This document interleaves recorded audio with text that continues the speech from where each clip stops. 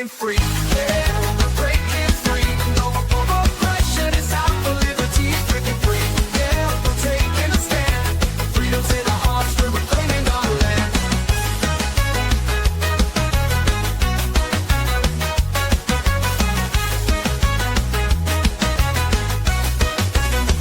They try to silence us, but we won't be tamed. Voices getting louder, can't keep us in chains. We got the power, we got the might. Together we can shine, together we can fight. Feel the rhythm in your feet, it's time to stand tall. Raise your voice and shout, we're breaking down the walls. We're breaking free, yeah, we're breaking free. No more oppression, it's out for liberty. Breaking free, yeah, we're taking a stand. Freedom's in our hearts, we're reclaiming our land. They try to silence us, but we won't be tamed. Voices getting louder, can't keep us in chains. We got the power, we got the might. Together we can shine, together we can fight. Feel the rhythm in your feet, it's time to stand tall. Raise your voice and shout, we're breaking down the walls. We're breaking free, yeah, we're breaking free. No more oppression, it's out for liberty. Breaking free, yeah, we're taking a stand. Freedom's in our hearts, we're reclaiming our land. We're claiming our land.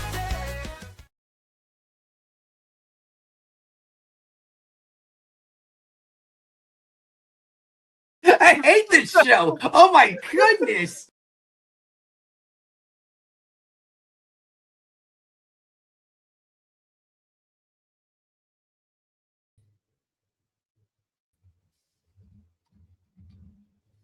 All right. Welcome, everybody, to Are You Smarter Than a Politician? This is the political cage match where bold solutions win and bad ideas get wrecked. Tonight's show is a special show. It's a fundraiser for our friends at You Are the Power, an organization that helps ordinary people stand up when the government power goes too far. So tonight's theme is simple: power versus people.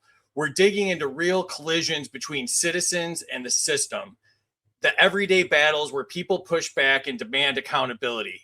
So now the twist tonight is 14 notable political minds enter the gauntlet tonight. They'll battle head to head, one round at a time. Winner moves on.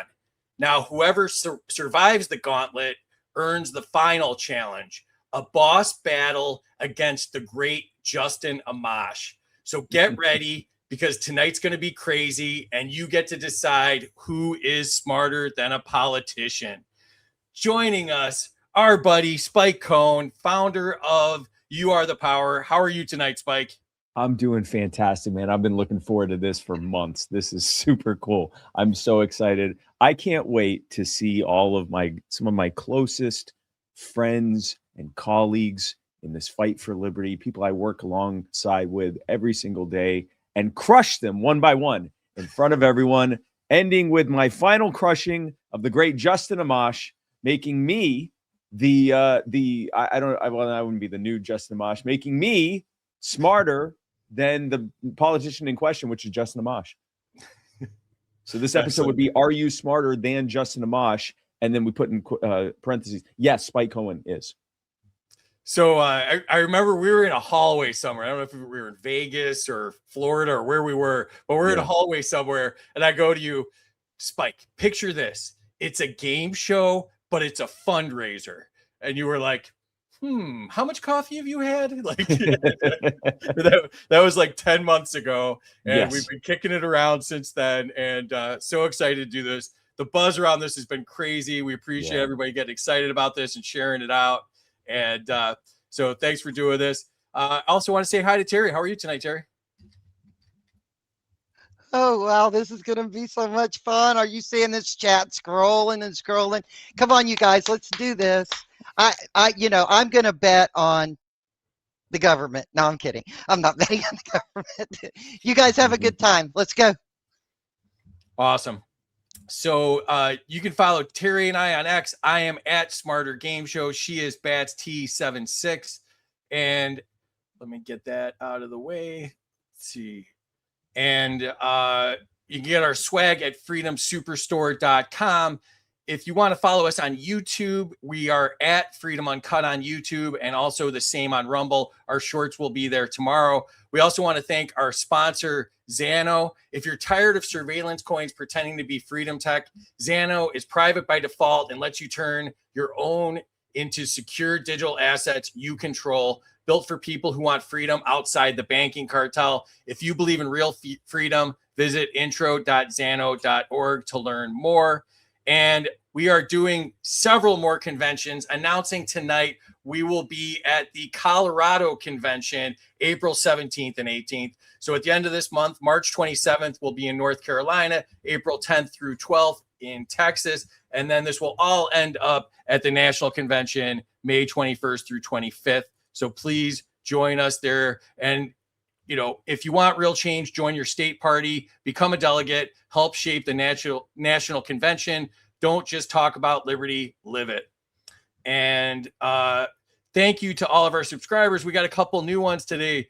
Jay and Anarchist Chef joined us today. Really appreciate it. All the money we're spending, all this stuff. You guys are really helping out a lot. If you want to subscribe to us, you can do that on X. And if you'd like to sponsor the show, email studio@freedomuncut.com.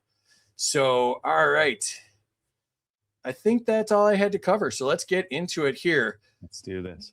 All right. So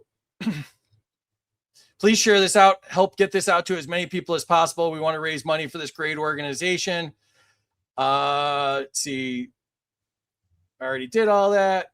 Oh, so the grand prize winner tonight, because Trump ruined peace prizes, we wanted to make a better peace prize. So we made the Are You Smarter Than a Peace Prize. So that's our grand prize. We also have on the prize shelf Mike Johnson's signature cologne Swamp Ass, as well as the Ayn Rand Fountainhead Teddy Bear. We also have the Are You Smarter Than a Politician Home Edition, if you want to know your friends and neighbors. And we have an assortment of libertarian bobbleheads, including, if you notice on the left, Justin Amash, who is our final bobble tonight. And we have the new board game from us. It's called Neoconopoly, the game of global domination. You can take over your neighbors, steal their resources, bomb them, schools. It's all open. It's a game. And we also have the game Food Pyramid Scheme, where you give subsidies and you shut down farms and you make a lot of money. And we also have the Trump random tariff generator. You pull his arm to generate a tariff and he pulls it out of his ass. And somebody's got to take this tonight. Please promise to take this. The Trump. We paid a tariff on it. Nobody's wanted it. It's May already or March already. Please take this away. And of course, we have the Lego Killdozer. Of course. So let me get onto our stage. Our first contestant is Jeff Charles. How are you tonight, Jeff? I am doing awesome, and I want to apologize to Justin Amash because I'm going to destroy Spike Cohen so badly there won't be anything left for Justin Amash later. Wow. Oh boy. Wow. Yeah, it's going to be like that, homie. Yeah. Well, I want to apologize to Justin for all of that too. Excellent. All right. So let's just throw it up back. All right. So here are the rules. Usually I'm the government, but in this case, as you can tell by the fancy swag I'm wearing, I am the referee.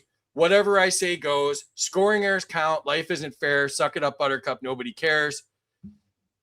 Here's how you enter scores.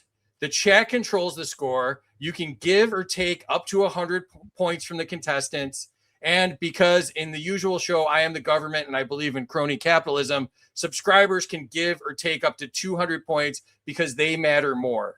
And nuking a score, any former contestant can nuke a score, you know, like Lindsey Graham on a Friday night and take a score down by 1,000 points.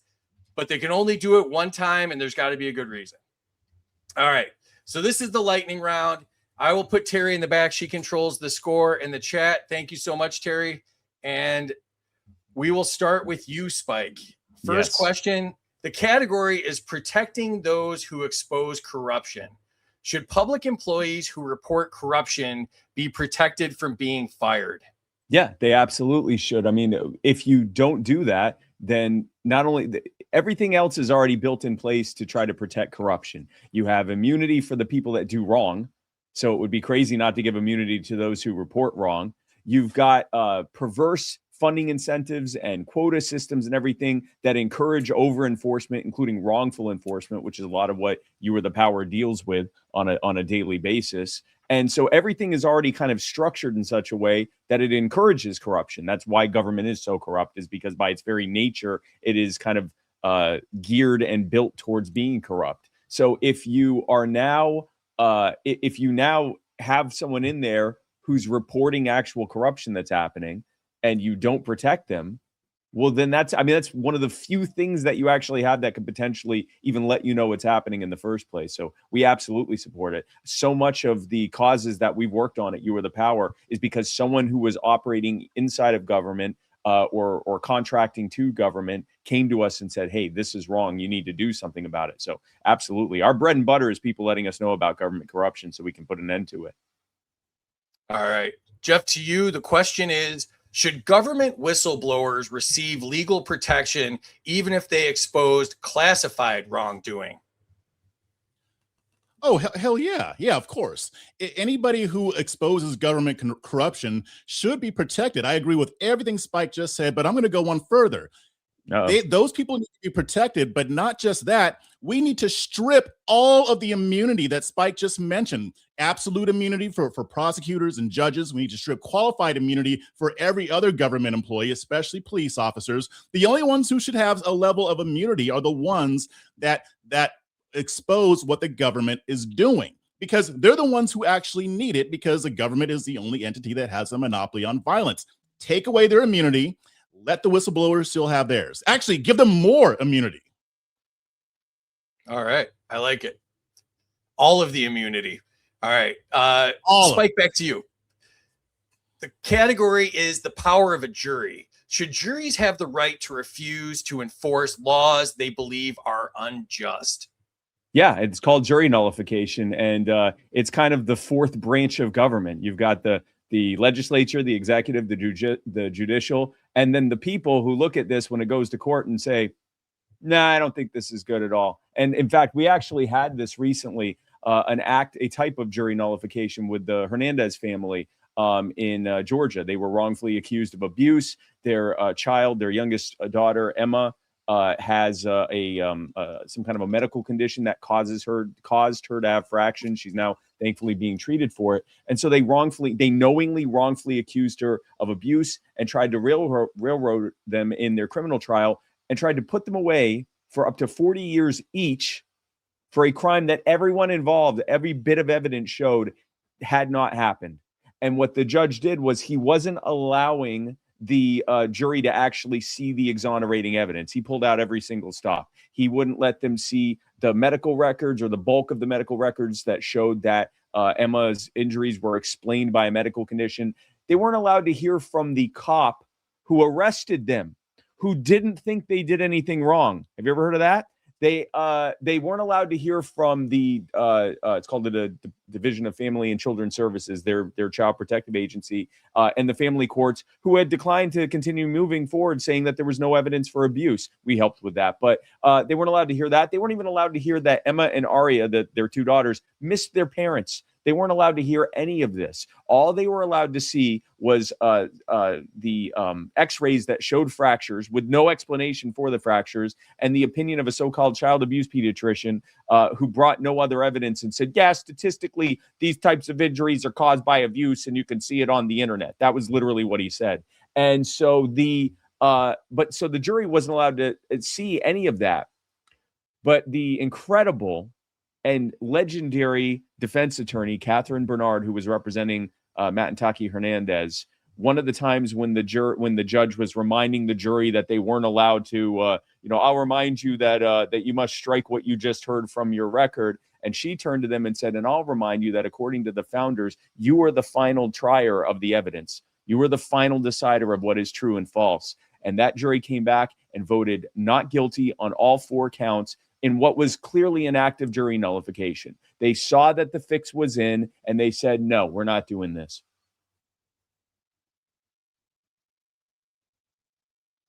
You're muted. Damn it. Now Casey's going to take points for me because I was muted. All right. Question is, should jurors be told they have the power to judge both the facts and the law? I'm going to tell you right now, there is a reason why the government doesn't want regular people to know that they have the power to nullify verdicts. Or to nullify laws.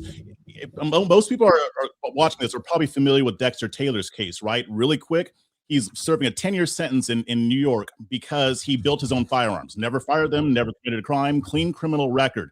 During his trial, the judge didn't say it outright, but she led the jury to believe that if they saw that he actually broke the law, they had to vote for guilty, which is infuriating because the law is unjust. And those jurors had the power to say, no, we are not going to convict Dexter Taylor, an upstanding citizen who has never had a criminal record, and we're not going to convict him under this stupid law. And that's the thing. We have to, the thing about jury nullification is that not enough people know about it.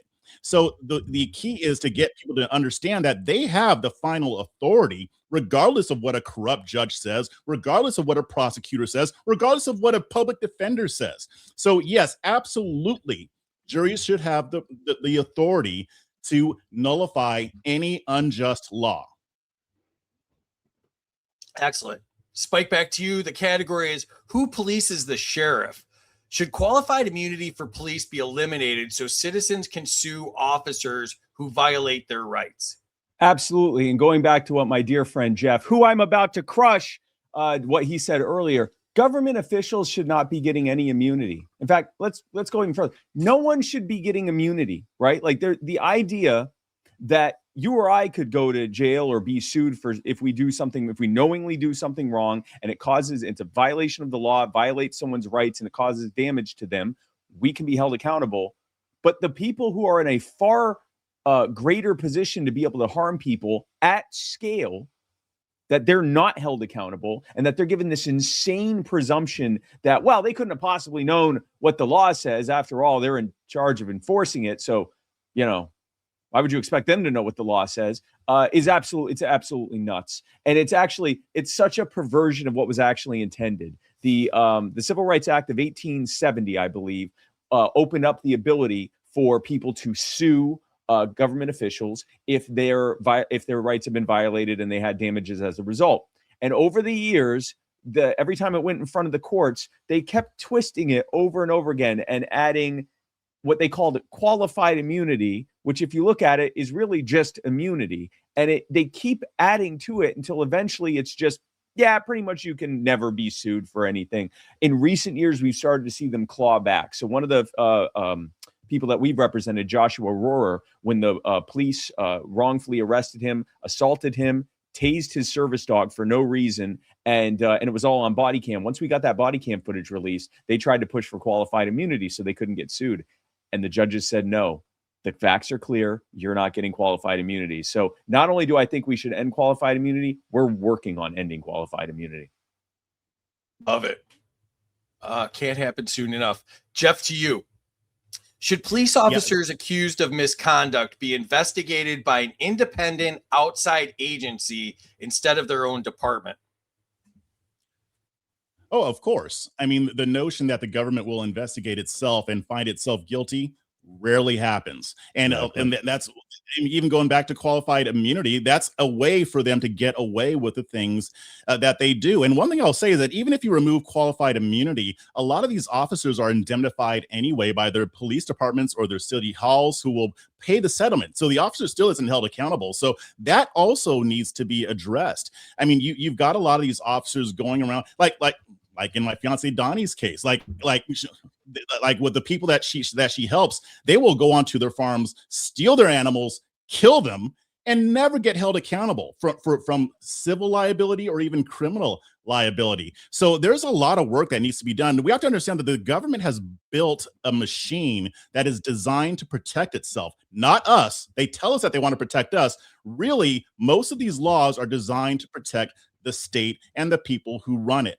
That's what needs to end. All right. We have reached the end of the round. These are going to go quick. This is going to be a bloodbath. So, yeah. So let's jump into the chat and see how Jeff it's going. did way better than I thought he was going to. Oh, my gosh. You are the powers here. Mike Vitko's here.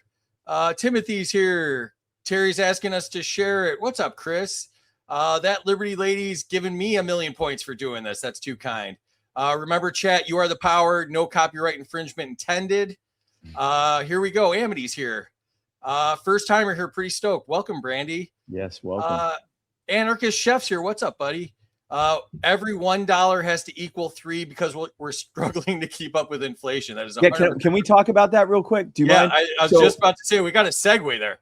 Yeah. So thank you for that, Scientific Libertarian, and everyone involved in this for giving me a chance to talk about this. So Lars Mapstead, who is not only one of the guests who I will crush later, but also he's also a very dear friend and an incredible supporter of the Liberty movement, including You Are the Power. He is matching any donation that we receive during this live stream, dollar for dollar, up to $10,000. And now that, coupled with another generous donor who is matching any donations that we receive this year, dollar for dollar, that means every donation you give today is worth triple what you gave to us. If you give us $1, it's worth $3, well, minus the fees. So don't just give us $1, but any dollar you give us is worth $3. If you give us $1,000, it's worth $3,000. If you give us $10,000, it's worth $30,000. If you give anything above $10,000, it's now worth double because Lars was up to $10,000. So it's give your $10,000. I'm kicking you off the screen before you start talking about pie and stuff. We gotta go quick. $8.7 trillion. Yeah, no. Terry's gonna drive over to my house with a calculator and hit me with it. All right, so so that's awesome by Lars. Such a generous guy, helps out so many causes here. So donate tonight is the key to that message. Ignore all of the math. The math was good. Donate tonight, right? The math was not great. Jake Day's here from the If by Whiskey show. Tots and pears to Terry and Amity for trying to herd all those cats. Yeah, that's true. This is a big night for Liberty. Absolutely, Jim.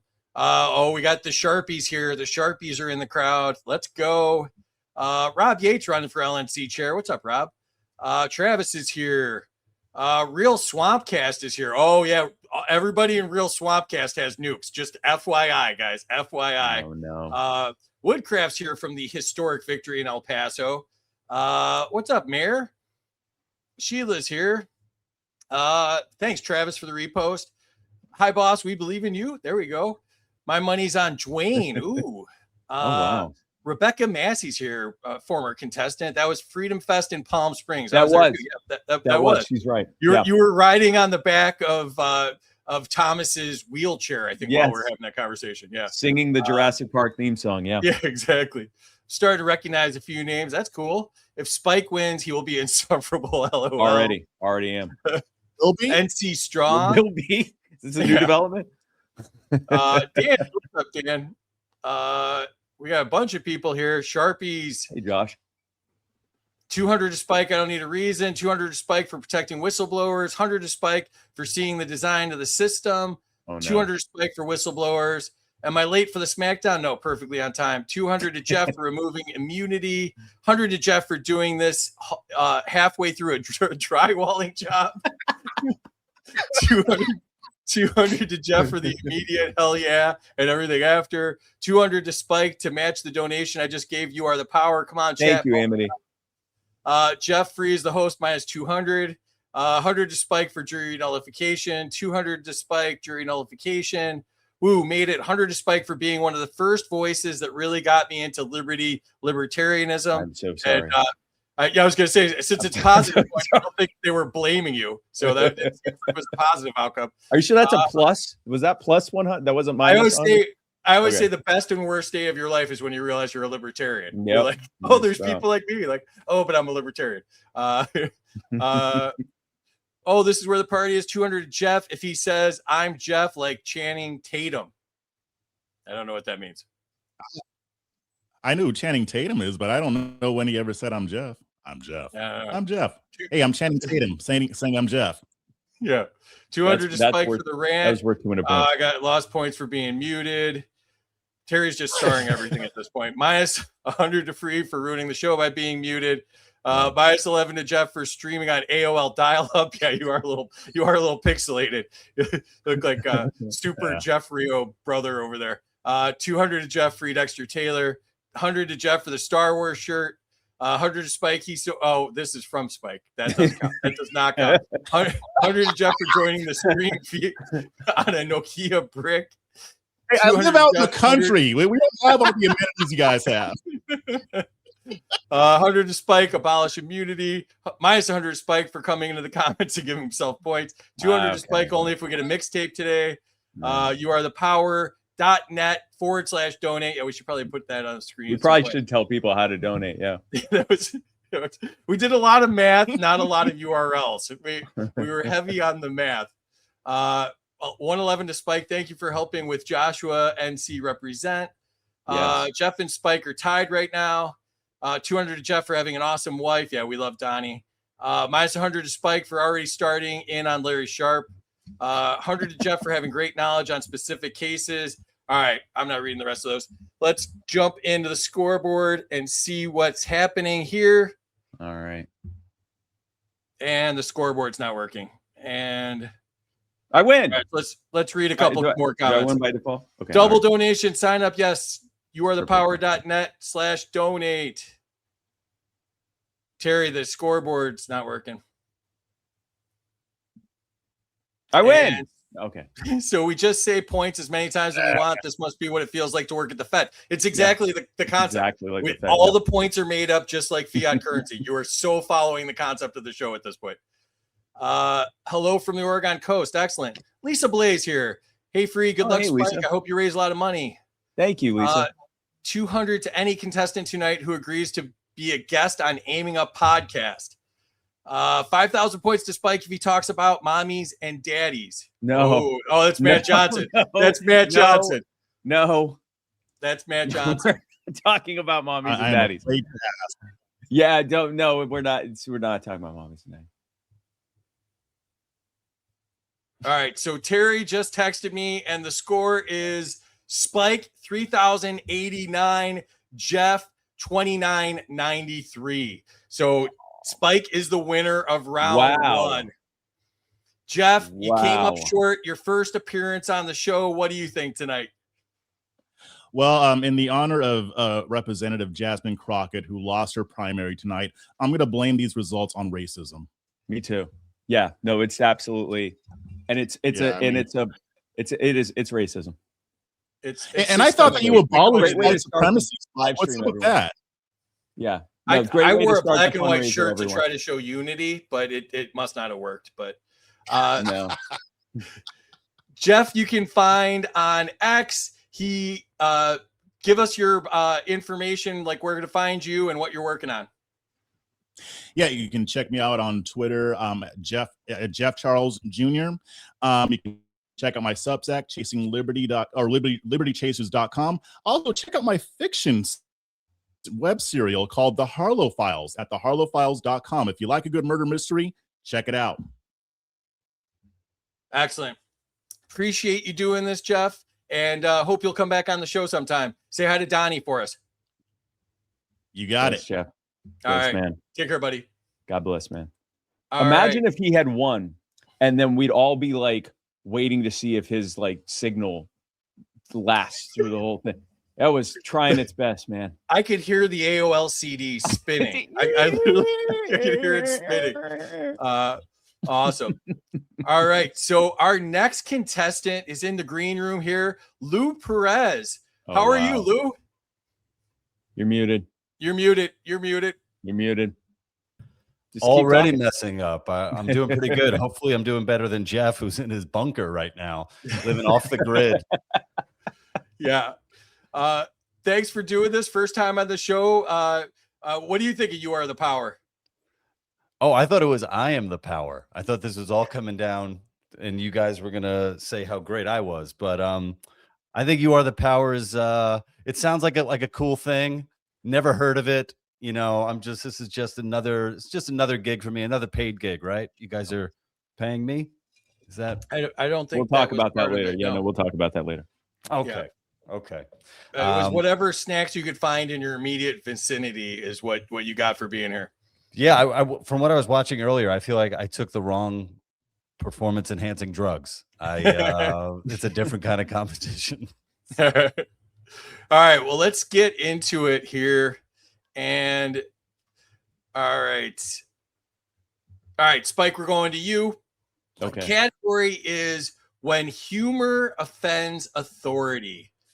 Should parody of public officials always be protected speech?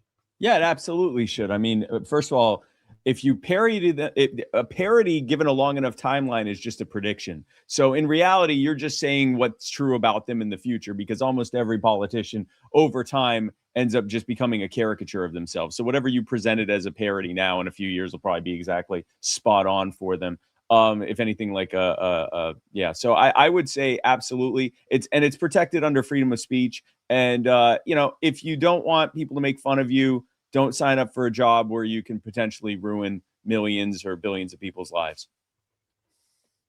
All right. Lou, to you. Should the government have any role in policing offensive humor? The only role government should have is providing the fodder for offensive humor. I love it. Yeah, they should be the punchline, not the punisher, right? Right on. Excellent. All right, Spike, to you. Categories internet censorship. Should citizens ever face penalties for sharing political memes online? Only in the UK. Only there. And I'm not going to elaborate.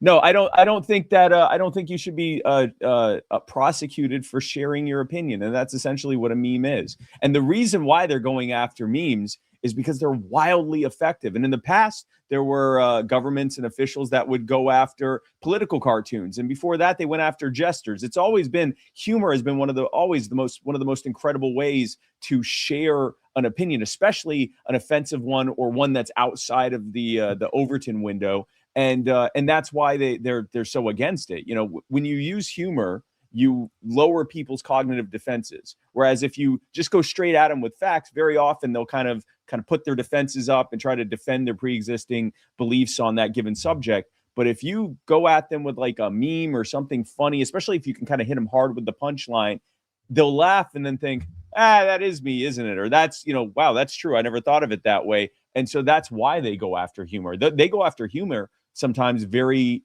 even more strongly than they go against someone presenting it in a non-humorous, dry way. So no, it should always be protected.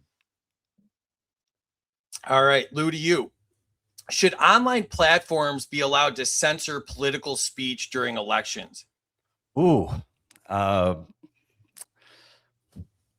obviously we're gonna, if they're privately owned, then of course I have to say that they should have that right to do it.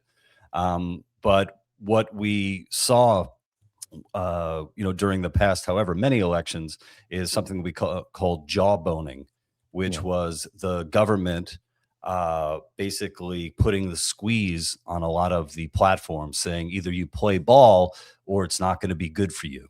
And when that's happening, obviously, that's something that needs to be addressed and needs to be stopped. As a political satirist and commenter, it is a huge pain in the ass when you're putting stuff out there and day to day you're wondering, is this going to get dinged? Is this going to be taken away from me?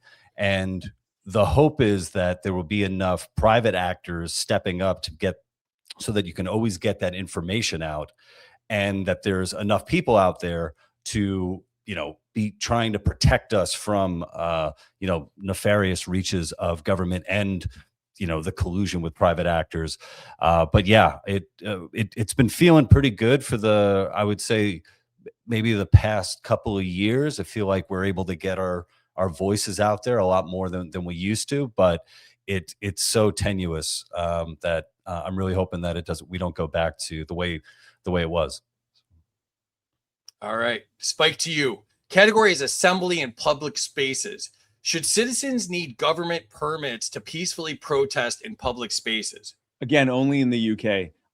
Everywhere else, absolutely not. I mean, so here's the thing: if the government, if one of the effective ways that we have to try to hold government accountable is to publicly assemble which is something that's affirmed as a protected right in the First Amendment. If that is one of the most effective, or among the most effective ways to be able to hold them to account, and they get to decide where and when we can do it, what do you want to bet they're just going to say no? Or they're going to say, well, yeah, you can do it over here in this quiet, dark area over here, long after it actually matters. We'll let you know when we give you the permit. No, this would be like if someone said, hey, I'd like to give you my opinion and I need your permission first. No, absolutely not. And again, similar to the what we were talking about before with satire, if they don't want to hear our opinions, get another job. You're a public official, and that's not just for elected officials. If you're an appointed official, you are the power. Very often, we will have people contact family court judges, officials at state agencies, people that are working for the government, which means that ostensibly they're working for us. And if that's the case, then you need to hear what we have to say. And if you don't like it, then get another job, because your job affects us. So you should, at the very least, hear from us whenever we'd like for you to hear from us. All right. You're doing a tourism commercial for the UK right now. So, all right, Lou, to you. Should governments be allowed to restrict protests because they disrupt traffic? Oh, well, I think it changes when I'm driving my car and you're standing in front of my car. It changes things big time. I'm going to steal something from Spike. In the UK, go ahead, do that. Do that shit all you want. Feel free to glue your hand to the Monet. Do all that sort of stuff. But I think a really good idea about protesting is to leave the cars alone. American cars are innocent. American cars are beautiful, and we need to get where we're going. So, yes, get out of the road. All right, Spike, to you. Category is drug decriminalization. This is brought to us by our friends from Zoom Beyond Mushrooms. That's xumtrip.com. That is our friend Avins O'Brien, Spike, and she made a donation to you guys earlier today. So thank you for that, Avins. Thank you, Avins. The question is, should adults ever face jail time for possessing drugs for personal use? Well, gosh, considering I just got a donation from him, I probably should say something. No, seriously, here's the thing. And I say this as someone who is a recovering addict. 20 years clean now? Is that true? Yeah, 20 years clean now. And I don't drink alcohol. I don't do any of this stuff.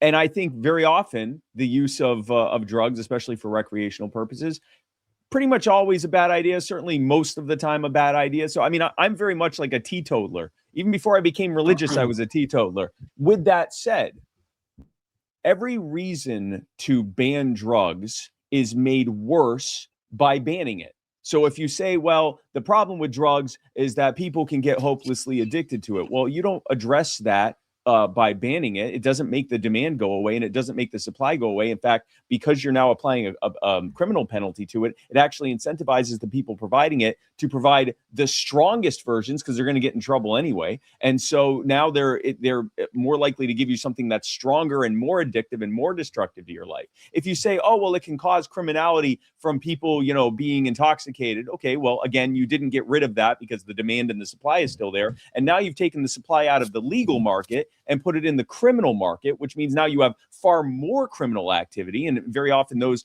criminals end up corrupting the government, bribing them to look the other way. And that corruption spills into everything else. So every reason you would give to say, well, this is the reason why we should ban drugs or strictly limit its use or whatever else, all of those things are made worse by declaring a war on drugs. And so even though I personally am not a fan of drugs in any stretch of the imagination, I think that if you criminalize it, we've seen what happens. Everything is worse. You create more criminality, you create more addiction, you create more bad outcomes, and then you also give government agencies a way to fund their clandestine operations around the globe by selling drugs in your community while pretending they're against drugs. All right, Lou, to you. Should states be free to legalize substances the federal government bans? Sure. Go for it. That's it. All right. That's it. I was told if I got closer to my camera, I would get like 70 points. So all right. I like these yes/no answers, guys. You know, things that the world's so complicated. We need to simplify it. Sure. 1,000 points to Lou for taking the term lightning round seriously. Yeah, I know. Actually, I was about to complain that there hasn't been any strikes of lightning yet. So Yes, it's early. I'm in Florida. Don't tempt the sky. We almost we lost power during the show last night. So all right. But that'll bring us to the end of the round. We're doing quick rounds here. So enter your scores. Now would be a great time to donate as well. I'm going to put it on the screen just to show that I know how to use buttons on this program. I'm very adept at the software. You are the power. And then Terry pressed a different button, which covered my thing. So it's youarethepower.net/donate. Excellent. All right. So let's jump into the chat here and see what they thought of you guys' performance. Points to Lou for the 401k. Hit something. Now is that reference to my forehead? My gigantic forehead? I don't know. That's a lot of words. Minus 200 to Lou for not knowing you are the power. Minus to Lou for the fake bookcase. 171 to Lou for performance enhancing drugs. 100 to Spike for doing almost everything for free. 200 to Spike, all speech protected. 200 to Spike, parody is freedom. 100 to Spike for bullying politicians. 100 to Lou for having more books behind him than Free has ever read. Literally on one shelf, he's got more books than I ever read. I knew the props were going to get me points. That's why I just loaded the props up. Yeah. Noxie's here. What's up, Noxie? Speech is either free or it's not. 200 to Spike for the facts predicting parody programming. 200 to Lou to use humor while answering about humor. 200 to Lou for protecting humor. 100 to Lou, government to provide fodder. 100 to Spike for the UK being suck. 200 to Spike for the spicy memes. 100 to Lou for using Spike salmon to gel his hair. This isn't even gel. This is just I don't have a shower, guys. I really need the money. I know I need to get You Are the Power to help me get a place. Our newest cause is a shower for you. You need You Are the Water pressure more than You Are the Power. I need you guys. It looks like you have power. You don't have water. Is no water. Yeah. 100 to Spike for being a funny amateur humorist. 200 to Spike for defending the meme lords. 164 to Spike for the memes in the UK. All right, let's jump to the scoreboard here. Oh man, and this is close. I don't think I'm gonna get a shower, guys. And here we go. All right, Spike 36-33. Wow. Lou just behind with 33-71. Lou, we've been chasing you to be on the show for a while. I actually tracked you down at Freedom Fest, so we're so happy to have you. What'd you think about being on the show? Oh, it was great. I had a really, really good time. And all kidding aside, and I'm a big kidder, Spike is amazing. And to be able to be a part of a something like this with Spike is it's really an honor. So thank you guys for thinking of me and for having me be involved. And I would. Spike, next time I see you, you owe me a shower. So. I do owe you a shower. I'll stay away from it while you're doing it, but I will get you some running water. And thank you for coming on. Do come back on their show again, and next time they'll rig it for you, and then you'll win. So. Lou, I really enjoy both of your podcasts. Plug your stuff, please. Yeah, you can check out my stuff at thelouperez.com, and I'm on all the socials at Lou Perez or the Lou Perez. Excellent, and we've got that right here. The author of That Joke Isn't Funny Anymore on the death and rebirth of comedy, thatlouperez.com, and on X he's at Lou Perez. Really appreciate you being here. You're one of the funniest guys in our movement. And it was a thrill to have you, buddy. Thank you, guys. Enjoy the rest of the game. Thank you, Lou. God bless, man. Thank you. All right. And next, going down one by one. So I didn't even have this guy on the schedule. Do you know who this is? It's that lectern guy. Whoa. Well, how did he get in here? I don't know. Do we leave the door open? The doors You were let 'em open. in They through the walked in front peacefully. We put up the velvet ropes to keep people out, and somehow he got in. But then you What's let up, him guys? right in. Glad to be here. You're not going to take our furniture, Adam, are you? I might move it a little bit and leave it where I didn't find it, but that's not a crime. Hey, Adam, thanks for coming on, man. I really appreciate it. And Free, you can't claim someone broke in if you let them in the front door, hypothetically. Well, I mean, it's it's security issues, right? Yeah. So Okay. All right, I'm on it. All right, so let's get back into it. We're doing quick rounds here, so trying to keep it moving. Spike, the question to you, the category is government intimidation of citizens. Should citizens ever face investigation simply for criticizing government officials? Again, only in the UK. I just realized. So I'm wondering why there's two of me. The one on the left is what it looks like if someone's like on their phone, and Anyway, yeah, no, I think that I don't think anyone should be punished for criticizing officials. Again, usually whatever criticism you say, given a long enough timeline, they'll end up doing it. Like, I mean, think of all the people that were just randomly calling every politician a powerful global pedophile. And then it's like, yeah, they actually all were. And so, the longer you wait, the more it ends up probably being true. But whether or not it was true to begin with. But I think that, again, if you are a government official and you can't take the heat of someone saying they don't like the job you're doing or they don't like how you're doing something, and your response is to go after them, then that's absolutely unacceptable. Go get another job. We saw that a very recent one, Rebecca Massey showing up to the surprise Arizona City Council, speaking to the mayor there, Skip, whatever his name was. Doesn't matter anymore because he resigned in disgrace. But she shows up, she criticizes him, she really calls him out for what he's doing, and so they have her arrested in front of her minor daughter, who they leave in the parking lot, and they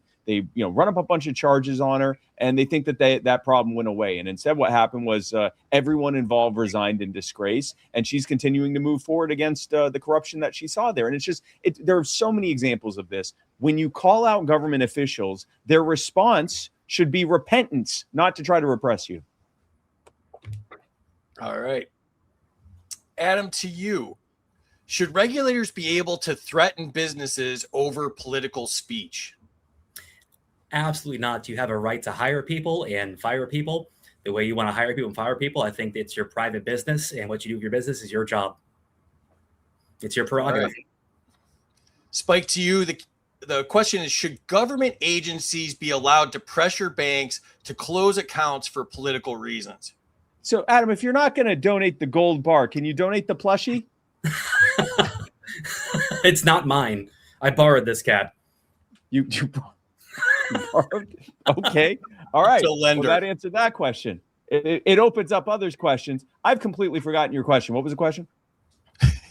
The question was something about a cat. Should government agencies be allowed to pressure banks to close accounts for political reasons? Absolutely not. This goes back to what Lou was talking about with jawboning. What happens here is, and we saw this during COVID, and we're seeing it to some extent now as well, is the government will act through so-called private actors, right? They'll act through the social media channels. They'll act through the mainstream media. They'll act through banking. They'll act through these big providers, and then they'll say, well, this is just companies deciding not to do business with you. And if that's what it truly was, okay, fantastic, then you can go somewhere else. But when the government's doing it, they're not just saying that, I don't know, Wells Fargo or Chase can't have your account anymore. They're effectively saying that you're unbanked. You can't put your money anywhere. You can't do anything. And so, no, I don't think that they should be able to do that for to anyone, especially for political speech. All right. Adam, to you. Should officials face penalties for using government power to silence critics? Absolutely. I think those penalties should actually be higher because they are in a position of power. And when you abuse power, being in a position of power, it should be worse. If we look at the Bible, I'm a Christian, so we talk about false pastors and preachers coming out and speaking against what the word actually says. And God, the Bible actually says he will judge you more harshly. Yep. So I think the same standard should be used against politicians who abuse their power to come after people using their power. Amen. 1,000 points to Adam for being the first person to bring up Christianity, which is surprising considering I'm on this. I was going to say, that's off brand.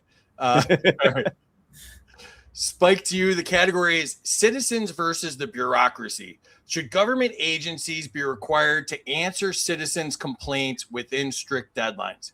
Oh, yeah, I absolutely think that they should. And it shouldn't just be because very often when they'll have these deadlines, their response will be, we're still working on getting your information together. Well, if there's any kind of impediment to getting the information out there, you should have to release everything. If it's, oh, well, there's just so much here. Okay, release it all. We'll look at it, right? I bet we can probably use AI to parse through it in a matter of seconds at this point. So, yeah, no, I think there's no reason. And I think the deadline should be not just strict, but they should be pretty short. Again, we're in the information age now. If someone's requesting like body cam footage, you can pull that up in a matter of minutes. There's zero reason for it to take 90 days and 6 months and years and all of this stuff. And it also should be free to the person requesting. So that's another thing that's used a lot in many states where, for example, with the Joshua Rohrer case, he had to spend tens of thousands of dollars in legal fees to get access to the body cam footage of his arrest.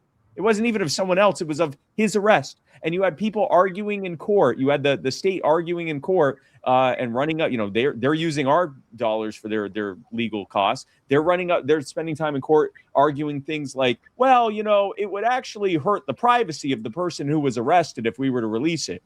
He's requesting that it's released. And so it's there should be strict deadlines. They should be very short. And the default should be towards erring on the side of releasing whatever they request at the moment they request it. All right. Adam, to you. Should citizens have the right to challenge bureaucratic rulings without hiring a lawyer? They absolutely should. The issue is they're not lawyers.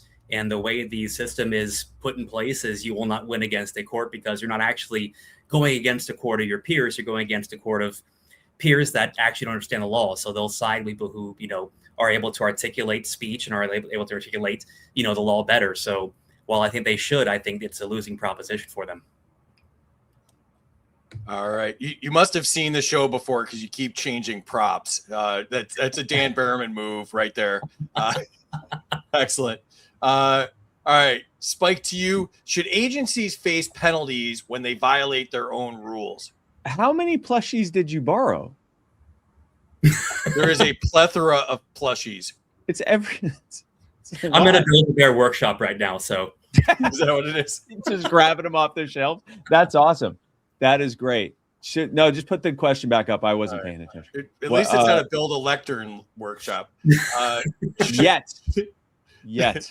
Should agencies face penalties when they violate their own rules? Yeah, they should face, and again, like Adam said, they should face harsher punishment than the rest of the public can get for a similar reason as when it says in the Bible, it's Book of James. I know I have to pull out my Christianity because Adam brought it up first. A part of the reason why the teachers and the pastors are held to a much higher standard is because the harm they can do of saying something theologically wrong or leading someone astray is exponentially worse that could be done by just someone else that's sitting in the church saying something wrong. So in a similar token, not quite the same because the consequences are eternal there, but in this case, I as a private actor, as just me, Spike Cohen, I can do something to someone or a handful of people and I can cause a lot of harm, and I should absolutely be punished for that. But if I'm the same person, same exact human being, operating as a government official outside of my bounds or even within my bounds, but in a malicious way,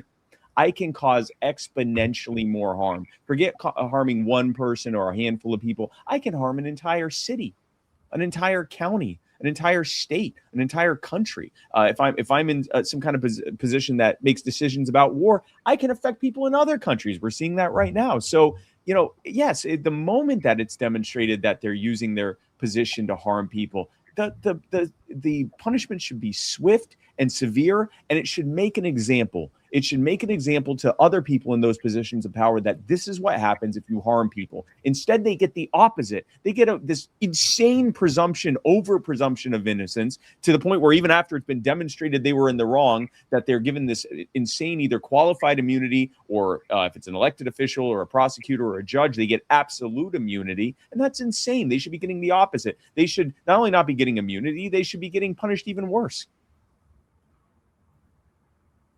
All right, Adam, to you. Should unelected regulators be able to create rules with the force of law? No, absolutely not. Absolutely not. The entire system we have is we're supposed to elect people that we believe in, that we trust in, that will actually carry our vote, carry our voice. And if we're having people who are unelected basically rule over us, we are no longer a republic at all.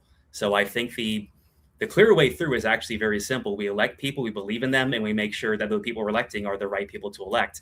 We have to stay diligent, even at a local level, which is, I think I think where most of our country has gone awry. We're not paying attention in our backyards. All right. Now is the time to enter your scores in the chat. Oh, I just started pulling out props. All right. Okay, fine. And donate to You Are the Power. And let me put that up again real quick. Donate to youarethepower.net/donate. Let's jump in the comments. I can tell. All right. Next up, Chef Andrew Gruel. How are you tonight? I am doing well. I've been over here in the green room doing push-ups this whole time, so I'm ready. Are you pumped? Are you pumped? All right. It's called swollen. You're swole. Yeah, you got the swole going. Excellent. Yeah. All right. Let's just jump right into it. And he's been green room maxing. There's so much going on here. This is so crazy. Usually we have 3 people on. It's way chiller than this. Oh, this is such chaos. All right. Spike, to you.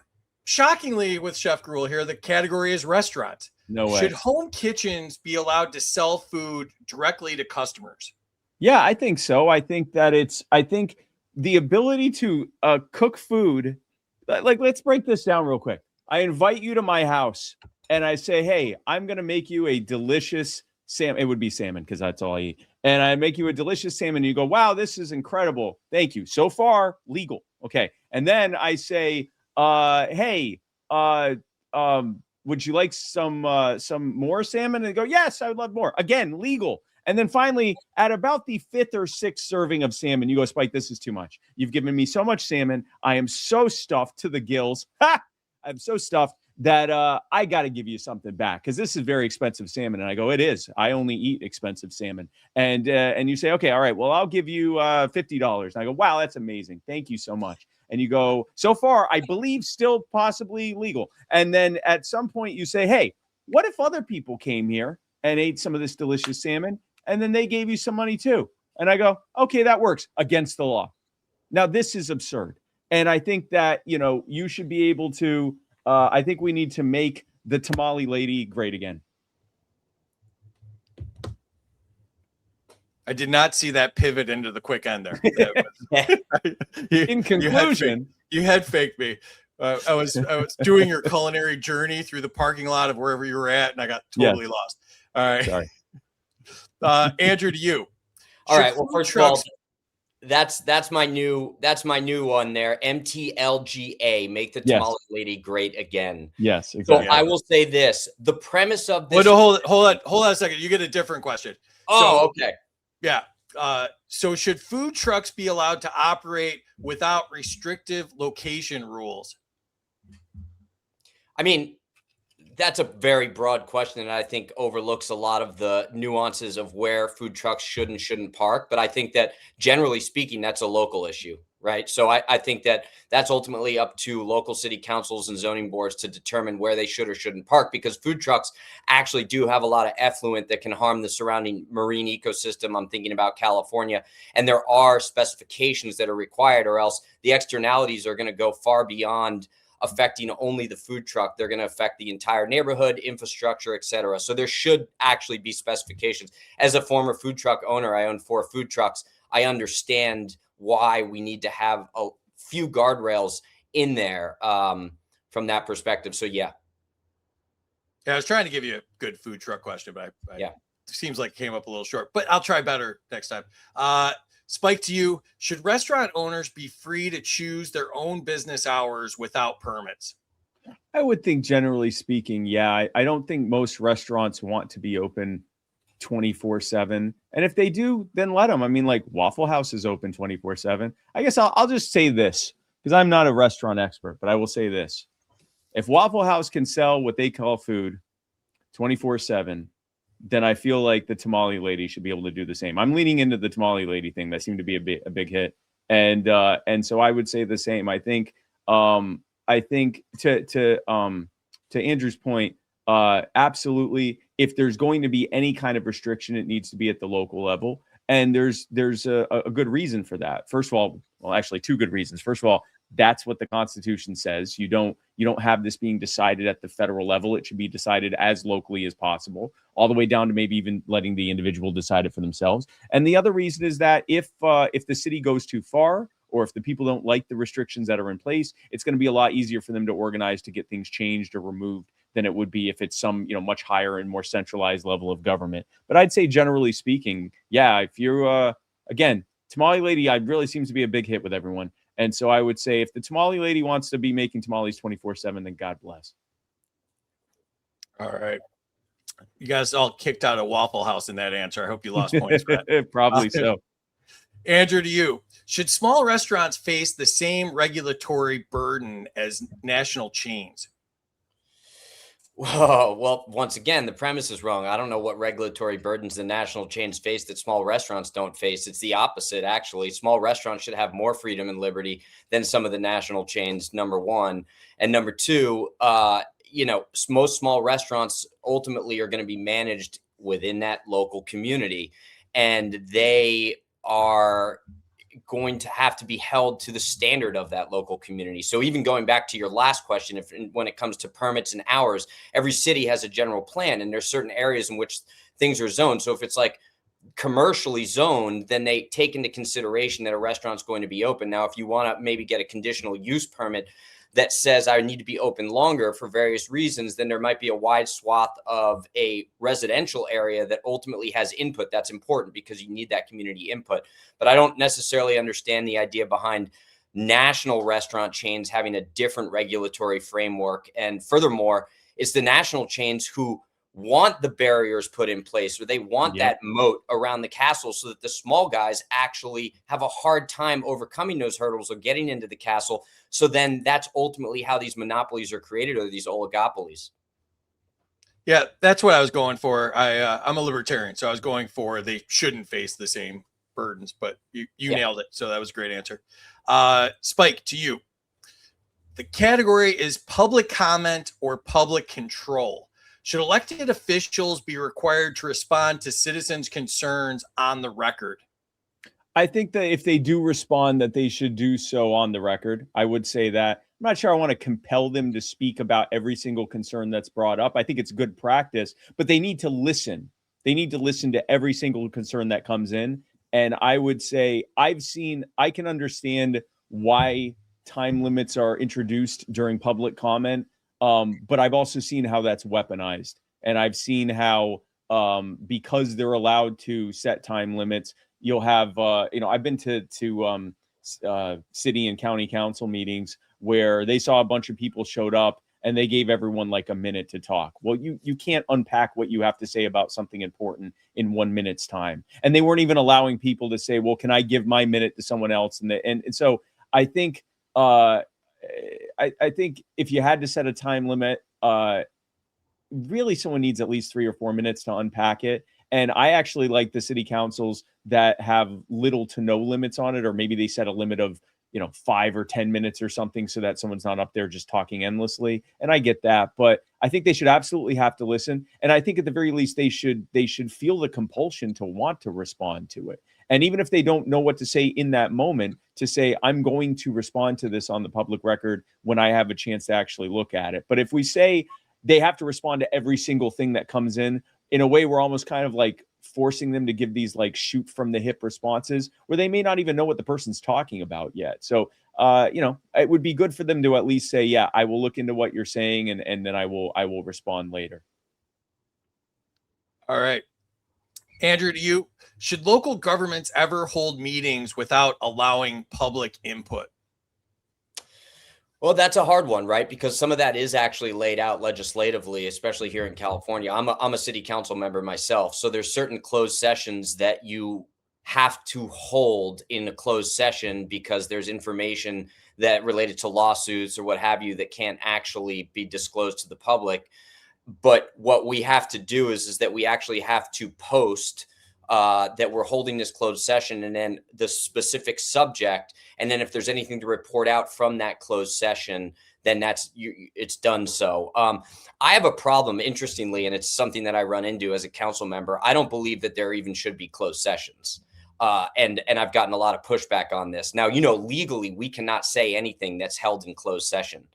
And so it's very hard for me because we have to stick within this real kind of narrow lane in regards to what we talk about, how we talk about it, not taking certain votes, et cetera. And all of that should be displayed to the public. I think it should all be open. I do understand the legal piece of it. So in my opinion, generally speaking, I think absolutely everything, every conversation, every meeting that you have, everything that relates to the public or the thought process that leads you up to a decision that you do make publicly, right? It's that thought process, because we're taking a lot of information into consideration that the public otherwise doesn't get. And I think that should be open to the public so they understand the thought process. And it works for both sides, because there's nothing there should be absolutely nothing to hide there. That's been my platform of transparency is that I will give you all of the information. And then, city attorney says, whoa, kind of hold back a little bit. We got Robert's rules here, the Brown Act, and we got to follow that. So that's why I'm not going to be a great politician. Based and open-pilled. All right. And let's jump in the chat. We have reached the scoring section here. So now would be a good time to enter your scores and also donate to You Are the Power. You can see the URL across the ticker on the bottom, youarethepower.net/donate. Apparently we just got kicked off of YouTube. I saw that. Messages and a bunch of stuff. So whatever. I think it was your salmon comments. The gills joke probably got us kicked off is probably what it was. The gills joke. That was a good one, by the way. It might be the fact that I'm a chef and my name's Gruel. Apparently YouTube didn't like my gills joke.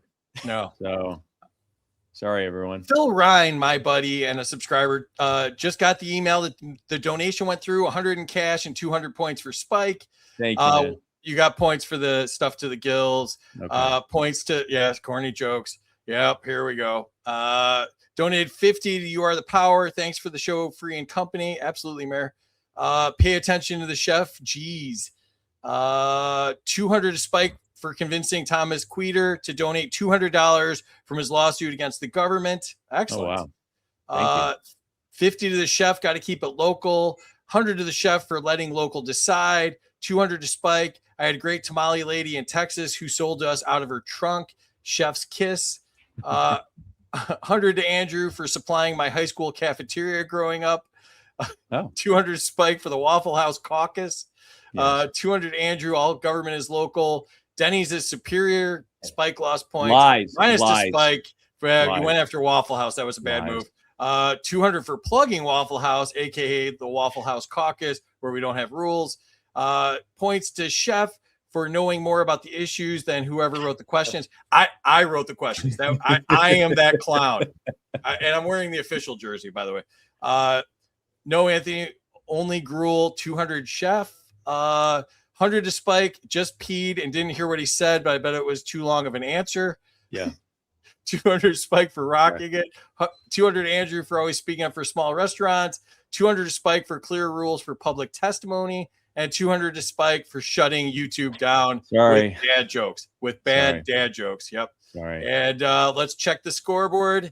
And Spike, 63-21, edging out Andrew, 62-98. Amazing. And it's a shocking outcome. I am shocked. Andrew, you're a huge celebrity. Appreciate you being here. Yeah, What'd you think of your first time on the show? Oh, I love it. We could keep going on and on. So it's an honor. I appreciate it. Spike has actually driven a lot of my platform or constitution, especially as a politician. So thank you so much. If I had known that there were going to be so many points given for all the bad puns and the dad jokes, I would have come equipped with a different artillery. Yeah. Well, I appreciate it, man. Thank you so much for being a part of this. And it means everything to me. And thank you. Thank you. Thank you, guys. Yeah, we'd love to have you back sometime for a regular show where it's not chaos and we're getting kicked off all the platforms and all the nonsense that's going on tonight. But we really appreciate you doing this. Thank you. Excellent. Thanks, all man. right, Spike. Are we surviving? I want to talk about Denny's because that's a lie. Denny's on their menu to this day. Hold on. We're way behind. Are we? Okay, sorry. Let's get kicked off of the menu's full of lies. That's all I'll say. Okay. All right. Next up, Topher Field. How are you today, Topher? I'm doing very well, and Spike, you might be able to hold your own against your fellow North Americans, but you're up against an Aussie this time, and I can tell you, you might as well just go take a pee break. You might as well just stop right now because I've already won. I don't have to say a word. Just have a read of my T-shirt. He's not wrong. There you go. He already won. That's 1,984 points to Topher and 1,776 points to Topher right there. For those that might be listening, my shirt says too much 1984, not enough 1776. That right there, my friends, is my answer to every single question that you might put to me here tonight. Are those do those numbers mean anything in Australia though? Are there like names of beers down there or something? Look, the funny thing is I made an Australian version of this shirt where instead of 1776, I gave the year of the Eureka Stockade Rebellion in Australia. And we know so little about our history over here in Australia that no one got it. More Australians understand the American version than understand the Australian version. I believe that. Yeah. All right, let's jump into it here. Spike, to you. Category is government authority during crises. Should government ever be able to shut down private businesses during emergencies? No, I don't think they should be able to shut down private businesses or homes or churches or any of that. And the thing is, even if you can try to come up with some kind of weird edge case where, it might be helpful if the government, temporarily blah, blah, blah. What ends up happening is what happened during COVID, where you had an illness. That was a serious illness. A lot of people, unfortunately, died from it. It was no reason to shut the world down. And what did they do? They shut the world down. They used the same criteria that they made for the bird flu, which has a 90% fatality rate, and they used it for something that's fatality rate was marginally higher than the flu. And so now here you had this massive destruction of people's lives and livelihoods. You had even more than that than just the lockdowns, but we're focused on that right now. You had people's everything they had built was destroyed seemingly overnight because they weren't allowed to open, or they had such ridiculous restrictions that it was effectively impossible for them to operate. Meanwhile, Amazon's still open for business. Walmart's still open for business. All the major retailers are still open for business. Everyone else is open for business. All the big box, everything is open for business. But if you got a small company, no, you can't compete against Walmart anymore. It was the greatest transfer of wealth from those with the least to those with the most in human history. And it was all based on giving the government the ability to shut down private enterprise during an emergency. All right, Topher, to you, the question is, should government ever restrict individual freedoms in the name of public safety? The only thing that needs to be restricted to protect public safety is the government itself. Yep. They are the single greatest cause of unsafe situations for private citizens. I'll give you an example. Here in Australia, we have an enormous crime wave that is going on.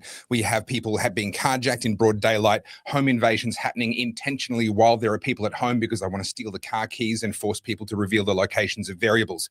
In the US, weirdly, for some strange reason, people who do home invasions tend to try and do them when there's people not at home. And that's because of the presence of high-velocity cordless hole punches in the US that we're not allowed to have here in Australia.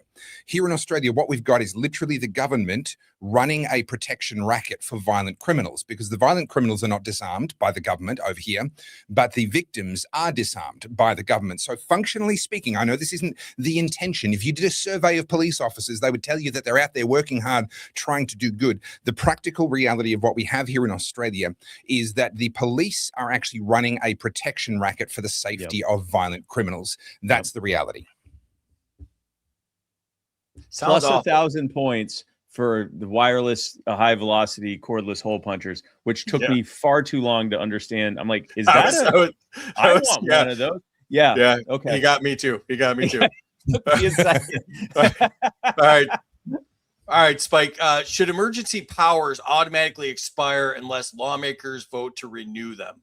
I can count on maybe one hand the number of times I think they should have had them in the first place. If you look at most of so-called emergency powers, it's just a power that they're using an emergency as a pretense for it. And so most of them should have never happened to begin with. And yes, they should absolutely have very, very strict and short deadlines. And I mean short, measured in hours or days, with the idea that if for some reason it's actually necessary, there needs to be some kind of legislative session, some kind of accountability to the public to justify why it needs to continue. And if it has to be done over and over and over again because of some kind of long-lasting emergency, then good, then it needs to be done. But the idea that like, oh yeah, for the next however many months or years, or I mean, we have presidential emergency orders on the books from decades ago. Presidents who've been dead since before I was even alive.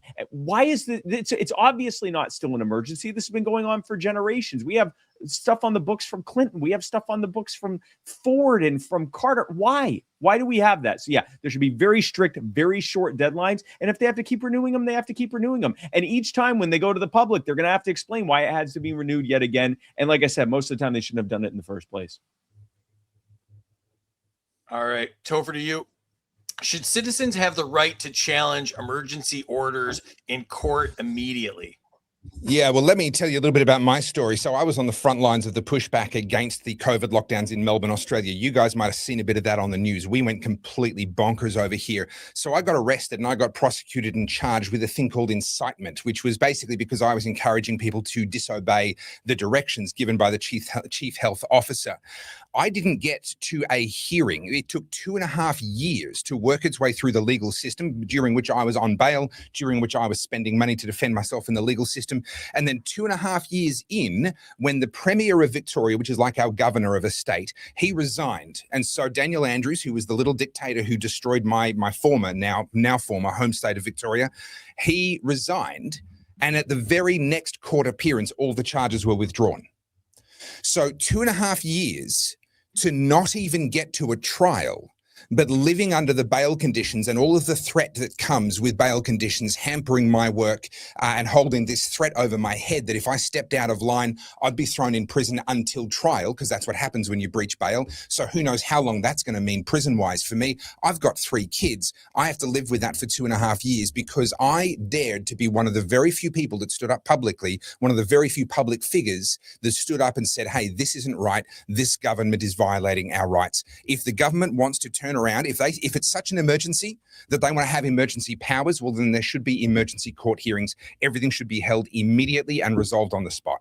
Yeah, I think a lot of people, just for those who don't know who Topher Field is, this needs to be said, at risk of me losing as a result of this. We remember hearing about just how bad the lockdowns were in Australia, the camps and the like, all the horrific stuff that they were doing. Old ladies getting beaten up by cops in hazmat gear, all this insanity. And one of the worst places in Australia was in Melbourne, in Victoria State. Topher is one of the people most responsible for not just challenging it, but ultimately building public sentiment against it. So when you look at how Australia went from having some of the worst restrictions to getting rid of their restrictions before our country did, Topher Field is one of the people most responsible for that. Excellent. I appreciate that. I appreciate that. All right. Spike, to you, the category is balancing safety and liberty. Should citizens be required to follow government mandates for their own protection?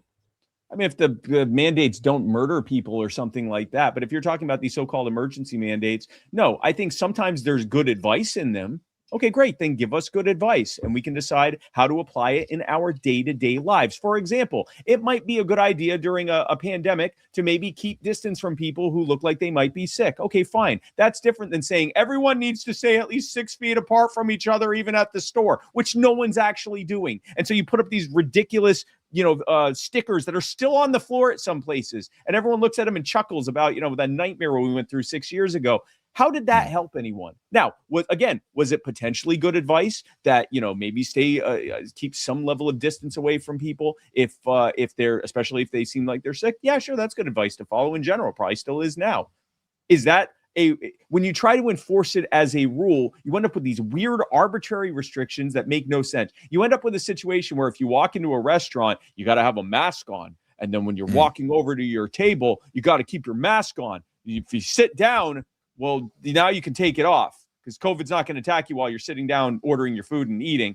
But then if you're not eating or drinking, you got to put your mask back on. And then if you get up, you definitely got to put your mask back on. So don't eat while you're getting up, because then your mask is on. Like, none of that makes any sense. That didn't protect anyone. So no, I don't think that they should have those orders to begin with. All right. Topher, to you. Should safety concerns justify warrantless surveillance of the public? Safety concerns are the reason why we should not allow mass surveillance of the public. People forget that the government is the single greatest source of mass murder in the last 120, 130 years. Estimates vary, but it's up to 300 million people murdered, according to research by the University of Hawaii, murdered in democide, killed by the intentional actions of their own governments. There are a couple of harbingers that come before the murder comes. One of them is disarming the population. We know a lot about that here in Australia. Another is silencing the population, silencing dissent. Unfortunately, we also know a lot about that here in Australia, that we've gone the wrong direction on that front in the last 2 years enormously. And the third one is universal knowledge, surveillance. But remember, surveillance is not only about cameras on the streets and physical movements. Surveillance is also about the tax system, giving them insight into every single financial transaction, who you do business with, who you hang out with, how much money you make, whether you're doing the right thing. They claim all of that information belongs to them in order to justify the tax system, in order to make the tax system work. But actually, we're giving them so much more information than just that. All of our online data, our metadata, the warrantless spying that goes on through the buying and selling of data, or through the government collection of data. I'm not as opposed to private ownership of data from your use of their websites. But the minute the government gets involved, I've got big problems. So surveillance, the surveillance state has become near universal. And in our digital and physical lives and our relationships, our commercial lives. And where this becomes really insidious is when they then bring all of those things together, those various forms of control and surveillance. We've got a situation now where we are literally just a central bank digital currency away. And don't get digital currencies confused with central bank digital currencies. They're two very different things. Genuinely distributed digital currencies are a source of great freedom. Central bank digital currencies are the last piece of a digital prison. And I genuinely believe that will be one of the next great battles in the next 10 years or so that we must win, is going to be the fight against the central bank digital currency, because that's where the surveillance goes from watching to controlling. 100%. All right. Enter your scores in the chat and make sure you donate. youarethepower.net/donate. I donated with Xano, speaking of digital currencies. And all right, let's check it out. Wow, this is messed up. Glad X is still live. Yeah, we are kicked off of YouTube. So join us on X if you can. And FU YouTube. I don't even know what did we say? I have no idea. We must have gotten mass recorded. There's somebody has haters, and we must have gotten mass reported. Apparently, 100 to Spike for knocking Denny's. Yes. 100 to Spike for making me accept Twitter's horrible new chat setup. Hashtag I'm a better person now. Lars is giving you 400 for the accent. Minus 200 to Topher for talking international shit. Minus 100 to Spike because COVID came from salmon. 100 to Topher for living in a country that's just one big Waffle House. 200 to Spike for saying the truth about COVID mania tyranny. 200 more for Spike for the wealth transfer. 67 to Spike, even though birds aren't real and neither is the flu. Donate 100 to You Are the Power. Thank you. Thanks, Thank you so much. Thanks, Casey. Appreciate you, brother. Somebody said that it was probably the gun that got us banned. Oh, we got kicked for the gun. 100 Topher for his accent. Cordless, high velocity hole puncher. Yeah, it was the gun. It was the AK. Minus 50 to Spike. His answers are longer than Larry Sharpe. Hey, Ryan, we're getting through like 2 questions per round here. It's going really smoothly. 100 to Spike for the big brother bird behind him. 58 to Topher for saying variables instead of valuables. 200 to Spike because no one gives Spike negative points. Say it go Topher. 100 for advocating for gun rights for Australians. Yes. 100 to Spike for Topher's great answer. It's rigged. Never forget the harm politicians caused. Now the party's watching. Wow, how about that? Love that the LP's here. Yeah, thank you. Amazing. Minus 100 to Topher for having more people than guns in his country. Embarrassing. Hey, I'm doing my best. I'm doing my best. All right. It is embarrassing. True. It is embarrassing. With him. 200 to Spike for accountability. 200 to Topher for being a freedom warrior. 200 to Spike for promoting his competitor. Reciprocal emergency power should be a thing. 50 to Topher. Lars says, take my money. He wants to. We are actively taking your money. Thank you, Lars. Yeah, you're awesome, Lars. 200 Spike. I hate those arrows. 100 points if Spike eats salmon live. I remember when I took off my mask on a plane to eat my pretzels for the entire flight. Oh, Duane's in the chat. Excellent. Yes, Duane. Yes. 100 to Topher for the excellent answer. 100 to Topher for not mentioning shrimp when Spike mentioned salmon. Chuck one on the Barbie. Topher for not saying end the Fed. I don't have a Fed. Yeah, they don't. Yeah, that might not be their problem. Rothschild might be more of their problem. 100 to Spike because I love them. Oh, that's Marcus from the Black Powder podcast. Excellent. Oh, thank you, Marcus. Oh, Jacob Wintergrad's here. 200 to Spike for teaching me to cyberbully the government. He does the anarcho-Christian podcast. A biblical anarchy podcast. Biblical anarchy podcast. 200 to Spike for high velocity hole punchers. That was Topher who said that. Yeah, the rules say suck it up, Buttercup. Nobody cares. It's very I get it. I get it. Very clearly stated at the beginning. All right, so let's check out the scores. Spike 53.84 to Topher because I got Topher 52.96. It was because of the hole punchers. I'm not as upset about getting Topher's points anymore. I was doing the maths in my head. I'm pretty sure this is rigged, and I got way less points than that. I reckon you bumped me up to make me feel better. Well, I mean, you're Australian. You don't have a lot of guns. So we felt bad for you. Yeah, look, hey, listen, I'm coming to the US in June, July this year, and I will be shooting a lot of guns while I'm over there. Good. Excellent. Plug your stuff and tell people where they can find you. Sure. So at Topher Field, it's my name right there. At Topher Field on all the socials. I'm an Australian libertarian, political commentator, and Christian. I'm coming to the US in June, July. I've got 4 speaking engagements booked in for 4 different conferences while I'm there. Hopefully, I'm going to add Freedom Fest to that list sometime soon, awaiting confirmation. I'm also looking for podcasts. I know there's a bunch of podcasters in here. So reach out to me. Head to my website, topherfield.com. Reach out to me through the contact page or hit up Spike. He knows who I am. He's heard me speak. Yeah, I'd love to be able to catch up with you guys, talk Christians, talk Christianity, talk guns, talk civil disobedience, talk human rights, and all the COVID madness that went on. Yeah, and I completely vouch for Topher. You should all have him on all your things. Yeah. And we'd love to have you back on for a regular show. This is just insanity, and it's usually insane, but a little less insane. Slightly less insane, yeah. Yeah. Well, I'd be very happy to do it. Excellent. You can follow him on YouTube at Topher Field and on X at Topher Field.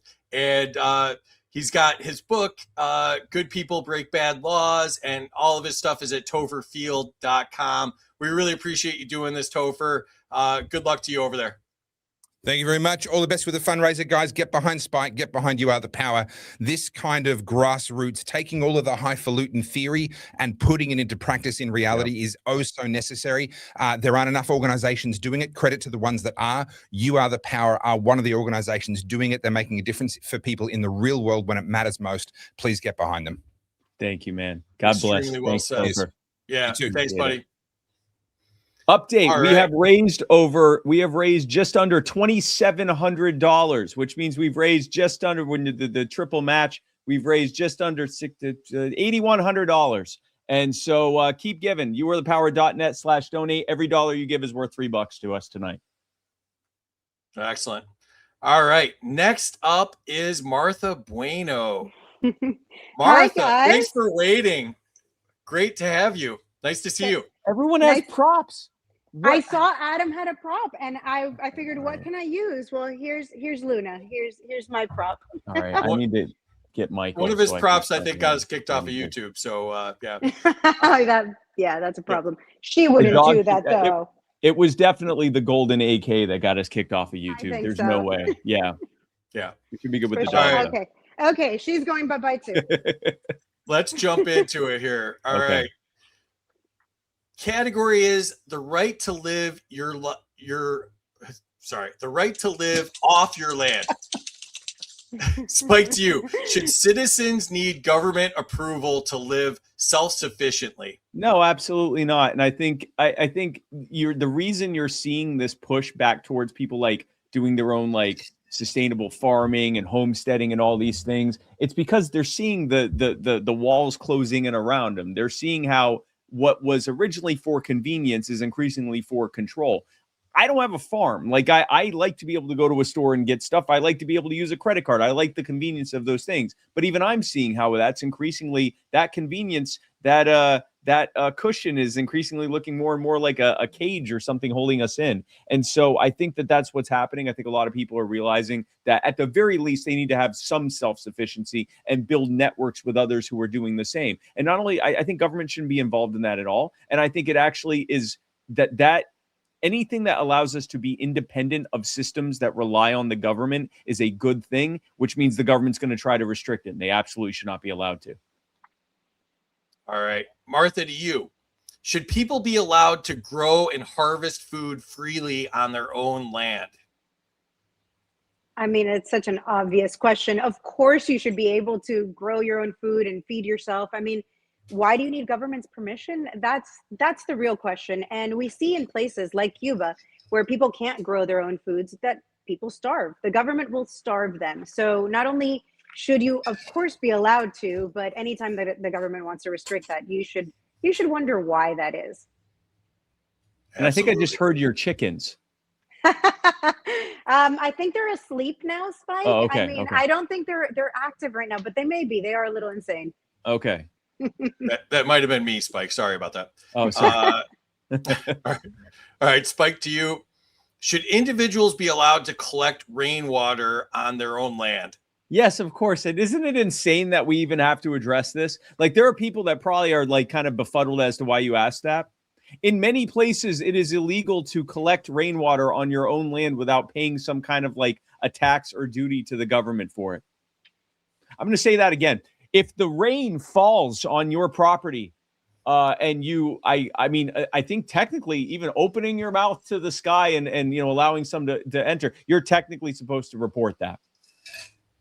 I'm going to say that again. The rain that comes that God gives you from the sky, you have to get permission from the government to be able to have it. If you didn't have, I mean, you might have prayed for rain, but like you weren't in control of whether it rained or not. It did rain, and now the government's saying that they need in on that. And that it tells you just how confiscatory and thieving the government is. Water. The very next step, and this is not hyperbole, the only step removed from this is whether or not you should be allowed to breathe the air that ventures onto your property without government permission. You somehow turned lightning round into skipping record round. Like, so I do what I can. All right. And Martha, he said it 3 times. Martha, should governments restrict people from building simple homes on their own property? Is it really their property? I mean, when you have to pay tax to the government, is it really their property? But okay, if we just, overlook my sincere dislike of the government, yeah, no, you should definitely not be restricted from building whatever type of dwelling you want, regardless of if it's safe or not. I mean, I know that that's the argument, right? It's if the government isn't inspecting it, then you might build something that's unsafe and hurt yourself. I live here in Miami, and we had an entire building fall and hurt people, and that was government regulated. They paid lots of money to the government to keep it going. So, I mean, even when the government's involved, they're not exactly protecting you. So yeah, I don't see how their involvement is of any benefit to anyone other than the insane amount of hurdles you have to jump to get a home, authorization to build a home, authorization to build it the way they want. They come inspect it, and every one of those processes, you're giving the government more and more money. So I think the theme of tonight's show is kind of like no to everything. Yeah. Yes. Usually is. That's kind of almost always. Yes. Yeah. Yeah. I'm a fast learner. What can I say? There you go. All right. Spike, to you. Categories: food safety. Should homemade foods be legal to sell without expensive licensing? I knew that the next one would be yes, just because Martha was like, the answer is no. Yeah, no, I think that you should be able to, ask me the question again. I distracted. Hi, Lord. You knew the answer was yes, but you had no idea what the question was. I forgot, as I'm reading, I'm like, yes, and then I got caught up in it. Like, should homemade foods be legal to sell without expensive? Yes, absolutely. That again, this is, and we talked about this before. If the tamale lady wants to make delicious tamales and we want to eat the delicious tamales and then give her our rapidly declining in value money in exchange for it, then God bless her for it. Her tamales are gaining value while our money's losing value. So, it's a deal. She's basically giving the tamales away at this point. And so, why would the government have any involvement in that? And Chef Andrew Gruel kind of answered that, because it's the big actors, the bigger restaurants, the big suppliers who benefit from restrictions, because all restrictions are this sort of barrier to entry into any market. Well, some nationwide or even a large restaurant, they can afford the cost of compliance. It'll cost them more, but they can afford it. But their smaller competitors can't afford it. The tamale lady can't afford it. And so that's what ends up happening is you have fewer food choices as a direct result of that intrusion into the market. So no, I think the government should not be involved in that at all. All right, Martha, to you. Should small farmers be allowed to sell food directly to consumers without heavy regulation? I mean, I feel the same way as Spike. Now you're getting me on a yes question just because I brought it up, right? I mean, absolutely. Isn't that what we want? Don't we want the most local food possible? Isn't that the best way? It's the least amount of shipping costs, the least amount of spending gas, the least amount of time your food sits in a warehouse. Of course, I want to buy my food directly from the people who grew it. I think that's just, it's an obvious yes. You should be able to. And as far as I'm concerned, why do we even have to tell the government what we're doing? Yeah, exactly. Totally agree. Yes. Spike, to you. Should the authority to immediately close a business be granted to government inspection agencies? No, I mean, if they're like murdering people or something, but again, that's not an inspection agency thing. That's like basic law. No, I don't think they should. In fact, we had this in Miami, right, Martha? We were doing an event at Cuba Ocho in Miami during the campaign. And because we were doing a competing event when Bush and or Trump and Biden were both in town for their debate, that they muscled under this guy who actually fled Cuba to start a business here in America many years ago, and it's a thriving business called Cuba Ocho. Thank God it actually survived all that nonsense. We got to party there a few years ago, and but we had an event there, and they weren't allowed to open it. I don't know what's happening, but I'm equally upset.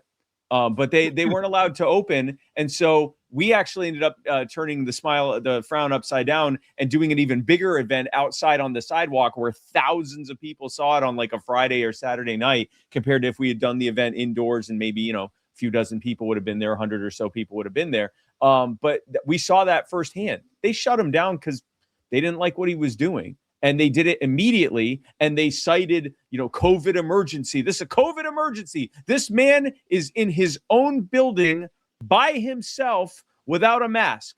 That's why they shut him down. And so, no, I don't think they should be able to do that. All right. But Spike, he had loud music. That's definitely a COVID emergency. Well, obviously, yeah, because with the booming from the subwoofers pushes the COVID out, and now you have to distance even more. And that's a good point. I didn't think of that. All right, Martha, to you. Should consumers decide their own risk when buying locally produced food? Yeah, absolutely. And, I think that's the thing that scares people is I'm going to have to be responsible for my own decisions. And I am somebody who buys raw milk here in Miami. And I've gone to places and I'm like, yeah, I'm definitely not buying milk from this place. It's dirty. It doesn't smell right. Like, yes, you have to be responsible for yourself. And I know that's scary, but I believe in all of us. I'm pretty sure we can manage somehow. Yeah, I trust us more than the government. All right, enter your scores and donate. youarethepower.net/donate. Let's see what is going on in the chat. And is Venezuela in control of the scoreboard? Yeah, we have no idea. 200 Martha for Luna. 200 Martha for doing the pod. Thank you, guys. 100 Martha for the pupper. 200 for the doggo. Yeah. 200 Martha, the lovely libertarian. 100 to Spike for not caring that he's less beautiful than Martha. That's never stopped me before. There's a lot of ugly on this part of the screen, and ugly's up here. Yeah. Yeah. 147 to Martha. You have a really nice house. She does. Definitely giving 100 to Luna. So does that go to Martha? Yeah. 200 to Spike. He needs help to combat the dog bump. Yeah. 100 to Spike for having a very kind mother. 200 to Spike for supporting teaching people to fish instead of having the government give them fish. 100 to Martha for all the cooking shows with Snoop. 100 to Spike for collecting rainwater. 100 to Spike for the high capacity assault rainwater. Yeah. 100 to Spike for the filibuster strategy. 200 to Spike for air breathing correlation. 100 to Martha for giving an awesome answer without having to say it 3 times. Yeah, I know.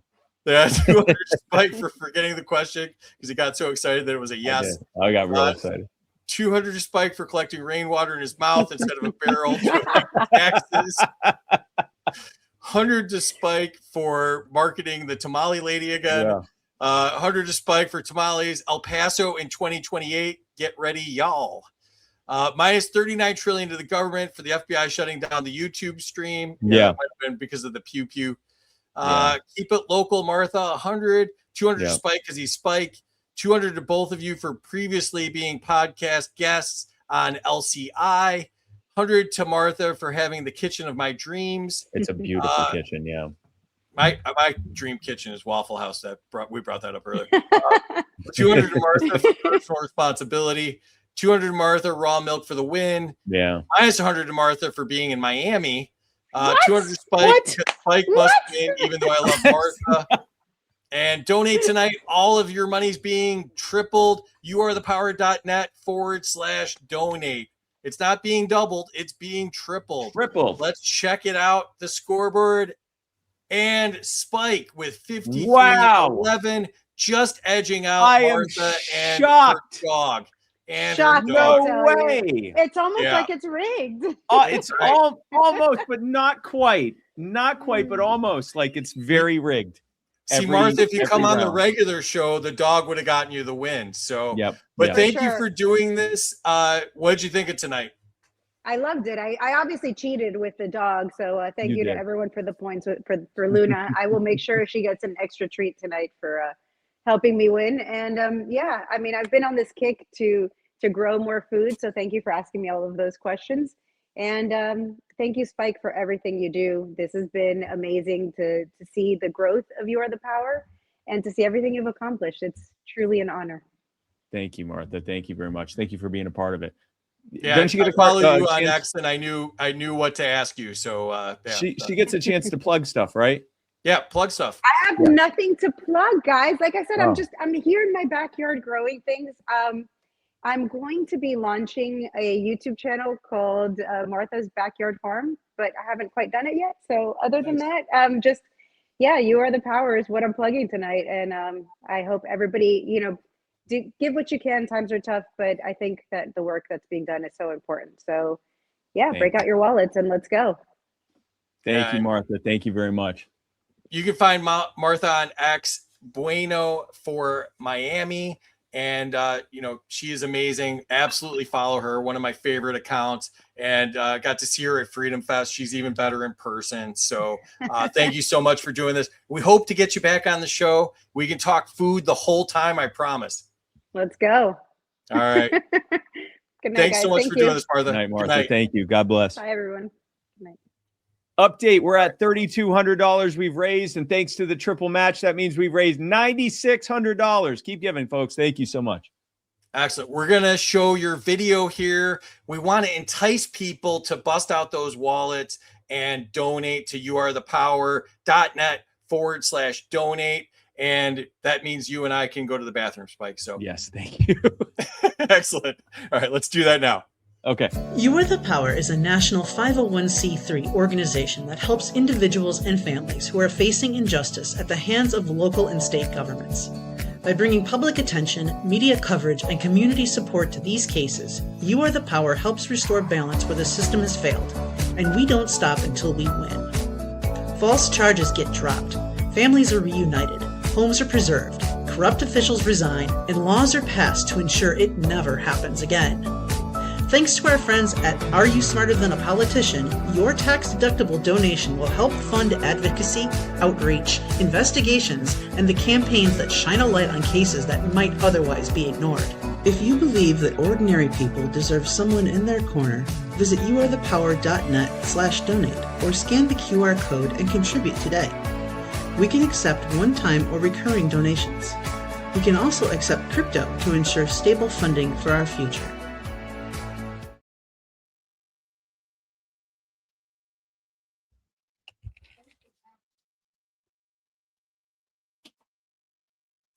All right. I am back, and I want to remind you can follow me. I'm on my way. I'm coming. That's all right. You're fine. You're fine. I've got more stuff. Fighting for people. No, you're fine. Okay. I am at Smarter Game Show. Terry is at BatT76, and you can get our swag, freedomsuperstore.com. And I should probably hide that just for a second. freedomsuperstore.com. And thank you again to Xano for sponsoring tonight. Your privacy matters. Choose Xano, the leading blockchain platform that prioritizes confidentiality and security. And to learn more, you can go to intro.xano.org. And I made my donation to You Are the Power using Xano. And we will be at 3 more state conventions coming up. North Carolina, March 27th, Texas, April 10th, Colorado, April 17th. And then we'll be at the National Convention in Grand Rapids, May 21st through 25th. Thank you again to our subscribers. We really appreciate you. And if you want to sponsor the show, studio@freedomuncut.com. I had your back there, Spike. I had you. I appreciate that. Yeah. No, because my wife's like, they're back on. So I just ran back in. No, just doing the hopping and zipping thing at the same time. Yes. Awesome. All right. Our next guest. Oh, we have all 3 of you from the Appalachian podcast. Excellent. Sorry. This is amazing. We've got costumes and everything. I'll put you full screen. Introduce yourself to everybody. Well, clearly this is Abraham Lincoln. I'm General Cornwallis, and this is our man. I'm just a random hillbilly that was hitchhiking on 81 they picked up. Billy Riddle. All right. Thanks for joining us from the time machine or whatever we got going on there. And we appreciate just the mountains, just another day in the mountains. Is this how you guys roll? All day long. Yeah. Last time I saw Amos, he was dressed as, Abraham Lincoln. He was dressed as Abraham Lincoln. So yes. All right. When Simon got naturalized, got his citizenship, I went to his naturalization at Poplar Forest dressed like this, and the guy was dressed like Thomas Jefferson. Looked at me and said, "What are you doing?"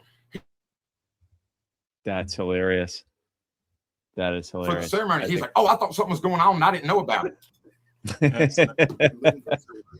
All right, let's jump into it. Spike, to you. Category is Liberty in Rural America. Should rural landowners face fewer restrictions on property use? Yeah, I mean, everyone should be facing a lot fewer restrictions than they currently do on land use, but especially if you're in a rural area, some of the concerns, and Chef Andrew Gruel, who's also a city council member, had talked about this before. When you're in an urban area, there are some like tragedy of the commons type situations that are more likely to happen because you're in much closer proximity to people. And so like the neighborhood's going to have to consider things like the effect on traffic or the effect on noise and things like that. So that's understandable. Like that's going to happen. The more urban an area is, the more likely that you're going to have to actually consider the people that are around you. And that makes sense. If you're like if you're in Appalachia, I said that right? Appalachia. I always second guess myself. Okay. Nailed it. Okay. When I was out there with them to be on their podcast, some of the most beautiful God's country out there, nothing they do is going to affect traffic.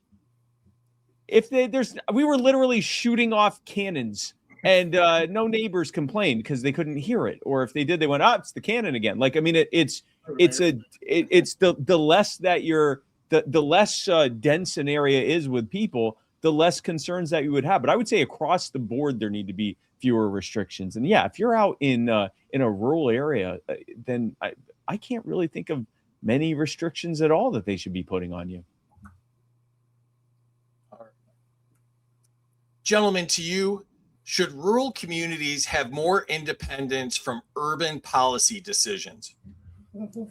Well, we do. We do. We don't really follow their rules anyway. So, but yeah, they're guidelines. You know, I mean, suggestions. Yeah, they're suggestions, not laws here. We generally don't abide by too many of those. Deregulation is what I say. If a tree falls in the forest and nobody is around to hear it, does it make a noise? If you break a law on your own property, is there anybody around to see it? Are you actually breaking the law? You know, but honestly, to answer your question, absolutely. Why should we live by the same rules and the same laws and the same structure as somebody who lives in the city? It's, you know, essentially like saying we should live like people in China. It makes no sense. We're different night and day. So yeah, it'd definitely be different. All right. Spike, back to you. Should national regulations apply equally to remote rural areas? Yeah, in that there should be next to none. So yes, in that way, yeah, sure. But again, like I said, I think if you are in a rural area, and that's something I that's another thing to consider, like what they were talking about, the enforceability of these things. Okay, let's just say for a moment you say, all right, we're going to put all the same restrictions on, you know, on Billy's property or Amos's property or Simon's property up in Appalachia, the same restrictions there that we would on a similar property in I don't know, New York City or Richmond, Virginia, or something like that. Okay, who's going to enforce this? Who's going to even know that these restrictions aren't being followed without some kind of ridiculous enforcement that they can't possibly do on everyone's property? So yeah, I don't think I think there should be in general less restriction, but yeah, across the board, I think the national regulations on property use should be roughly the same, in that there should be basically nothing. All right, gentlemen, should rural residents have stronger representation in national decisions? Oh, bloody hell. I don't know how you get, I think the attempt at equalization of every citizen's wishes was covered by the founding fathers. You know, hence the electoral college and how we distribute House representation. So I'll stay with the founding fathers on that. And I think we have sufficient rules to protect rural communities against the overreach, even though Virginia, unfortunately, has fallen in a hole, thanks to the Northern Virginia vote. But, you know, these problems will be, I think, over time, they can be manipulated, they can be redressed. But, hey, who knows? All right. Spike, back to you. Category is rural rights and local control. Should local sheriffs have greater autonomy from state authorities? Yeah, we saw this during COVID. Some of the places that had the least onerous restrictions on you know, COVID restrictions that were put in place were in states that had the most, in some cases in states that had the highest restrictions, but the local sheriffs just wouldn't enforce it. And, you know, they knew that the people there had no interest in following it, that they didn't think that it was a necessary thing. And so they said, all right, we're not going to prioritize this. We're not going to enforce these things. And so I think they absolutely should have it. Now, with that said, you know, this is true of any local government, that there can still be corruption at the sheriff level. And that one great example of that was former Sheriff Nathan Harmon right there in Berkeley, or near you in Berkeley County, West Virginia, right across the border there. And he was a terrible sheriff. He was doing all sorts of horrific things, going after people that criticized him, covering up for his daughter's reign of terror that she would do every night when she'd get drunk. And we ended up helping to create the public pressure to get him to resign. So that's another reason why things should be handled as locally as possible. It's easier to hold them accountable. It was a lot easier for us to get Nathan Harmon to resign than it would have been to get a governor or a president or a senator or a congressman to resign. Excellent. Gentlemen, should rural counties have the authority to reject state mandates? Well, I mean, I think it'd be great if we did. We pretty well self-govern ourselves out here. Nobody really has to tell us what to do. We sort most of it out ourselves. A fire breaks out. The farmers are out there before the fire department, pretty much. The fire department works hand in hand, the local fire department. So I feel like if we were left alone, we'd do a lot better job than the people that's always trying to dip their hand in and get a little bit of our piece of heaven out here in the mountains. We don't really need anybody we don't need a handout. We don't need help. Leave us alone. We've done it for a long time. And not to mention that Richmond has no problem telling DC where to shove it. So why should Richmond have any problem with localities telling them where to shove it if they don't agree with them? I mean, as simple as the way I can look at it. I mean, we're running around the Torborn Mountains for 12 years and couldn't root them out. They ain't coming in here and rooting us out. Very true. All right. Really, that's what checks and balances is governments at various levels telling each other to shove it. Absolutely. They don't like it when we tell them, but they like it when they tell those. You know what I mean? Yes, exactly. Not as I do. They want to tell you to show up looking like this in front of the Board of Supervisors meeting and call them out either. Yeah. I bet they do. All right. Spike, to you, the category is food freedom at home. Should small food producers face the same rules as large corporations? Again, yes, in that there should be next to none at all. We talked about this with I think it was with Chef Andrew Gruel, and I think also there was some mention of this with Martha. The reality is, it's the big suppliers and the big producers who want these restrictions. They want these restrictions in place because they're able to cover the cost of this. Like whenever there's a big push for and this isn't relevant to this necessarily, but it's an example. Like anytime that there's a big push for minimum wage laws, who are the ones pushing for it? Big box retailers. Anytime there's anything that you would at first glance think, well, doesn't that hurt them? It hurts their smaller competition more. And this is a game of attrition. When government has the regulatory ability to destroy people's livelihood, then the biggest producers in that given sector are going to use that are going to capture that regulatory authority and use it to knock out their smaller competitors so that they don't have as much competition. So yeah, there should be little to no restrictions on these things. All right, gentlemen, should people be free to grow and sell food from their homes? You're muted. Is that a serious question? Because I think you're stacking the deck, Spike. Dare I make the suggestion? I'm leveling that there's some underhand treatment going on with the distribution of points. No way. No, listen. This is America. And if there's one thing I'll tell you about America, it's that we never rig elections. No, never been done before. Never been seen. Wouldn't never before, and never again. Bravo, Governor Spanberger. Woo. Don't get me going. All right. Oh, whether we can sell food. All right. So time to enter your scores in the chat. And make sure you donate. And let's see. Let's get back to the chat here. We've got a lot going on. Tim O'Connor gave $150. Thank you, Tim. Thank you, Tim. Lars is here. 100 Spike for the math lesson. Now I know how to multiply by 3. That was excellent. Yeah. Points for the costumes. Excellent. Appalachian Podcast, my people, 200 points. 100 points to Lincoln for the random hillbilly. 200 to the hill folk, 200 for the hillbillies. Man, I think 200 for Captain Crunch. How's the rigging? The rigging, when is it going to happen? 100 each. Wait, let them get your hopes up first before they rig it, okay? Please. Points to Spike for shooting cannons. Points to Spike for Appalachia.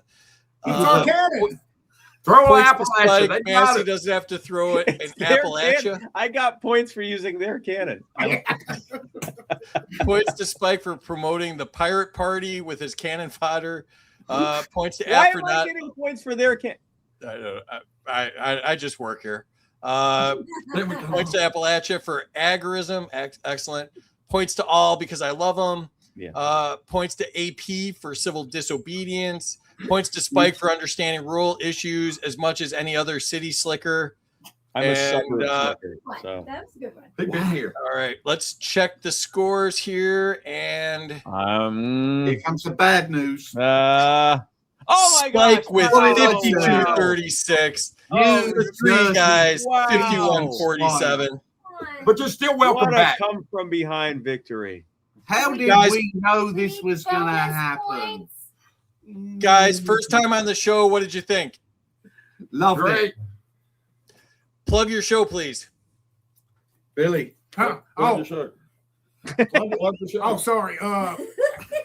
Jesus, Mary and Joseph. The Appalachian Podcast. You can find us on X at Get On Tap. We're also on Facebook, Instagram, all your social media sites, and AppalachianPodcast.org. You can also subscribe at patreon.com/GetOnTap. Just $3 a month. Do it for Dale.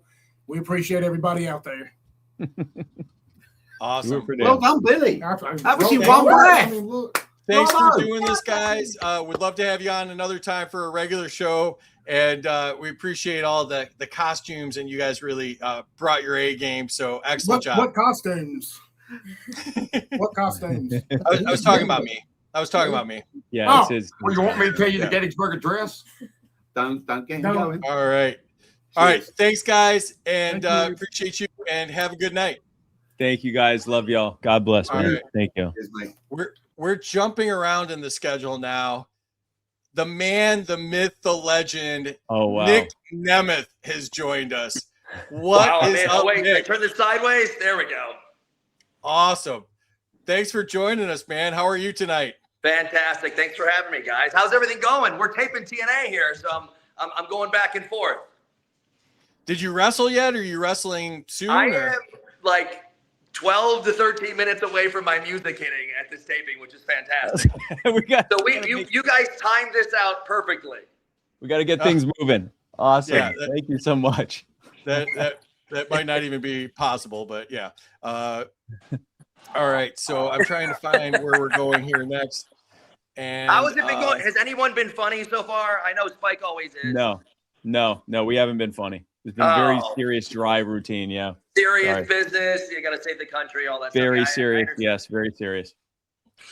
all right. So I can't get my slides to skip ahead. So pretend you can see slides right now. Okay. And that I'm asking you a question.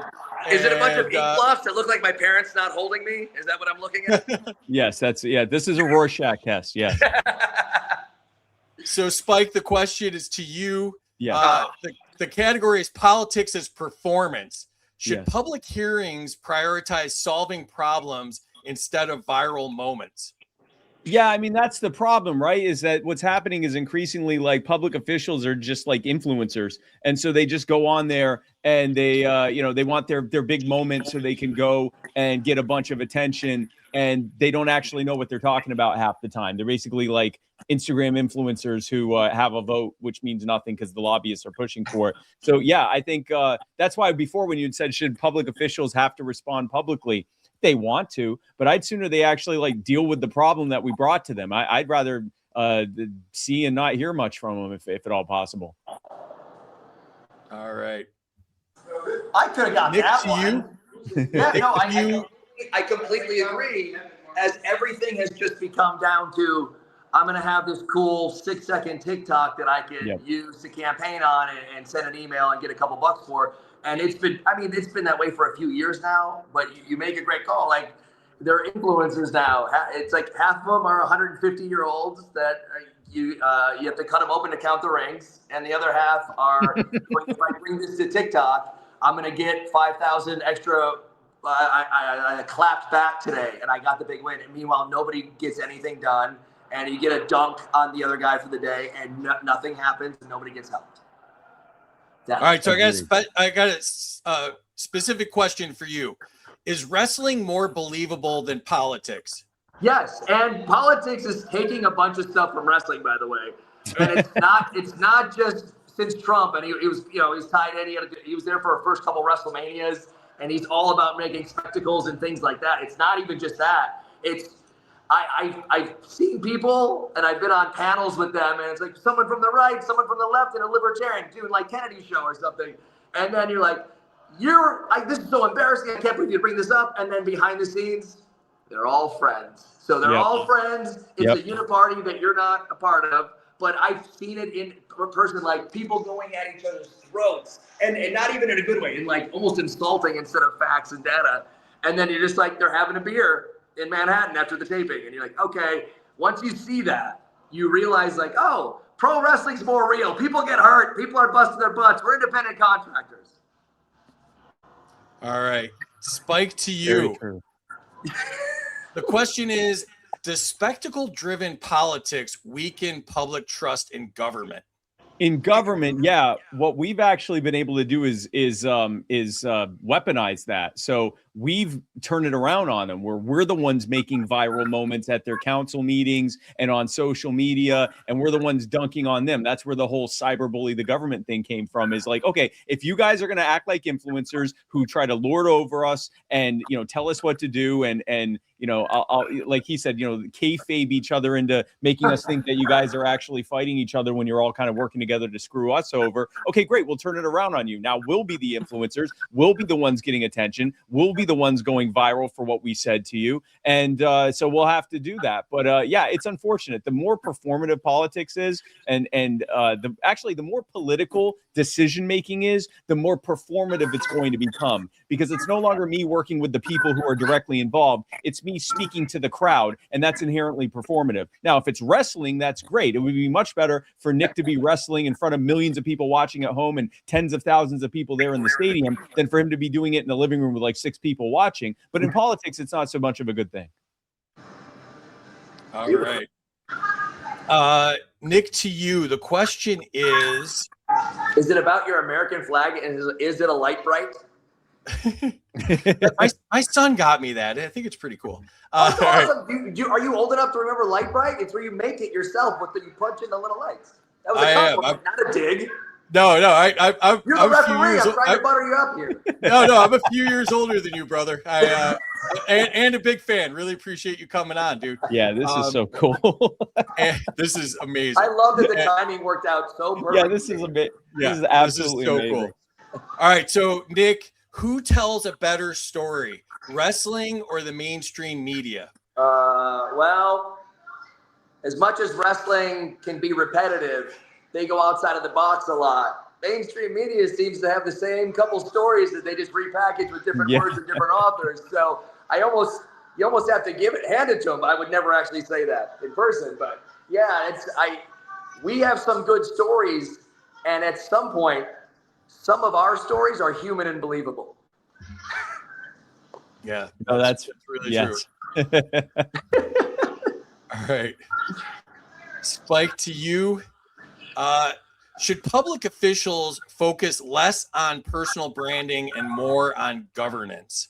Yeah, I mean, honestly, they should focus on leaving us alone. So that would be good governance. They should focus primarily on how they can take the existing restrictions that are in front of us and get them out of the way. And here's the thing. If you want to become a viral superstar doing it, great. Find a way to be viral doing that. Like, if you want to be popular on the internet, be popular on the internet the way like, I don't know, Thomas Massey is. And saying that you're going to fight to get restrictions out of the way of the people instead of putting more on us. So, again, this is the nature of politics.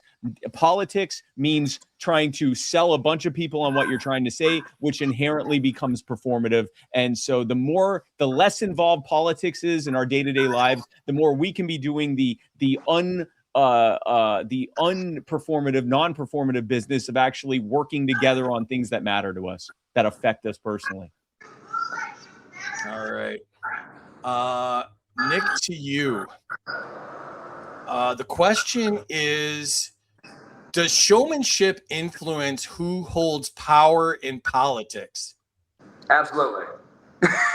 Yes, of course it does. It's become more and more, obviously, and it went from a high school election for a popularity contest for a high school student council president, where I even ran for office in high school, and it was a bunch of nerdy guys, and they wanted to get stuff done, and they had a plan. But I went up there, and I go, none of these guys can even relate to most of you guys out here. I go, I'm on the news team, I'm on the wrestling team, I'm friends with the people who do the plays, and I go, it's much more important about that to be relatable, I think.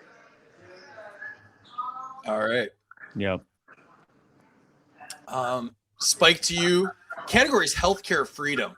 Should bureaucrats override doctor-patient decisions? No, absolutely not. I think that we should be able to discuss our healthcare needs with doctors. I have MS, so this speaks to me personally. I don't want a politician telling me how I can treat my MS or not. And I would also say, and that's not just in the after the fact. Like when I sit down with a doctor and then they say, no, you can't do this. I would this includes beforehand, where they create all these regulations that make it increasingly hard for doctors to actually do their job and be able to provide good health medical services to their patients. So no, I don't think the government should be like so little involved in healthcare that we can barely spot them, and that would drive down the cost as well. All right, Nick, last question to you. Should patients be allowed to pursue experimental treatments? Absolutely. The more freedom, the better, especially with research out there where you don't have to be given permission to check things out. Obviously, you have to do some research. You have to protect yourself. But the less government involved and the more people getting out there without that assistance, without getting their hands in it, and then becomes all of a sudden reports become taken over completely by a narrative that they wanted to shift, and then the money gets pouring into it. So yes, of course, if there's experimental things, they should be given the option, but also told all the possible backfires that could happen, but also what could be possible for you. And I really think that's something big. And there's so many times I've seen, I don't want to quote it because I don't exactly know, but I think it was mushrooms helping soldiers with PTSD, and that was before they totally had it figured out. It was like, people they do so much for us, and you want to give back and give them a chance to have some peace after serving for the country. And that's just the tip of the iceberg. Even more things like that. The more you can give options out to people, obviously without the government being involved, obviously I think everyone wins. Yep. Excellent answer. Great points. And let's jump into the chat here and see what people think. Donate because $1 equals $3. Yep. 100 to Dolph, and 100 to Nic Nemeth because if he wins this, it'll be more of an upset than his famous SummerSlam main event. 100 to Spike for a frozen stream. I didn't see that. 200 for phone. Jack. I didn't see a frozen stream. I thought he killed it. Yeah. 200 to jacked Aaron Eckhart. 200 to Nick. Congress is fake. Wrestling is not. Yes. Yeah. Politics is kayfabe. 100 to Nick. 200 to Spike. Donate. Based Spike. 146 for cyberbullying the government. 200 to Nick for being amazing from the Great David Fight. 100 to Spike for referencing cyberbullying the government. Minus 200 to Spike for not being able to save the hatchery. You destroyed the hatchery, David. Australian Libertarian Party's here. 200 to Spike for admitting politics as a performance. 200 to Nick for the light bright reference. Yeah, that was excellent. See, and it was a positive one. It wasn't negative. It was I saw that. I get hazed a lot. My microphone changes colors. I got glowing stuff in the background. I've got 4 hairs on my head that all point straight up. They say a lot of mean things to me on this show. Yeah. Ryan Woodcraft saying, I'm fangirling for real. 100 to Dolph. Yeah, he was very excited about this, kept texting me. 200 to Nick for being the king of multitasking. Really? Yeah, really. And really. looking good while doing it. And looking good while doing it. If I was trying to do that, it would be a lot of nostrils and it would be ear hair and stuff. 100 for all the men with better hair than me. That's just Nick. Yeah, no, that's Nick. That would just be Nick. It's called a system, guys. I don't know if you've heard of Turkey, but I'm just kidding. Mostly. 200 to Spike for shouting out the only real Congressman Massey. Points for Massey, baby. Points to Spike for kicking out at 2 when the feds try to take the stream down. For the best governance is no governance. Points to Spike so he can buy a wig. Yeah, thank you. This beats Timcast any day. Thanks, Jesse. It says big points for Nick. Minus to Nick for being a skeezy politician in high school. But I learned my lesson. I switched my ways. Yeah, there you go. Points to Spike for defending the sanctity of doctor-patient relationships. Points to Spike for fellow MS warrior. Points to Nick for pro wrestling speech threatening the government. Yeah, that was excellent. Points to Nick for avoiding work for liberty. Yeah. Points to Nick for the mushroom and PTSD reference. We love that. Yeah. Points to Nick for mentioning helping our vets, and points to Nick for promoting shrooms. Absolutely. Absolutely. Oh man, this is going to be check out zoomtrip.com, xumtrip.com, and we will check out the scoreboard here. And no way! Oh man! I did it again. I did it again. The system is rigged. I'm starting to think that Lars Mapstead and Nic Nemeth are right. The system is rigged, and I'm happy about it, but I do think it's rigged. System's rigged. Fight the power. I appreciate it. Nick, first time on the show. What did you think? I had an absolute blast, and I love that I'm like multitasking in my brain, trying to think about my match should go when I go out there. But happy to absolutely be a part of it. Keep doing keep up the good fight. Damn it. Look out for us. We appreciate it. Anything you need, I'll always be here. Thank you, Nick. I appreciate it, man. God bless. Thank you. Anything you want to plug? Anything you want to plug? What do you want to plug? He's a TNA wrestler. Like, wait, he plug. Watch him wrestle after this. TNA Impact on AMC Thursday nights at 9:00, baby. Thank you. And we'd love to have you back on some other time when you're not multitasking. Appreciate you, brother. I'll bring my phone to the ring. It'll be perfect. Yeah, excellent.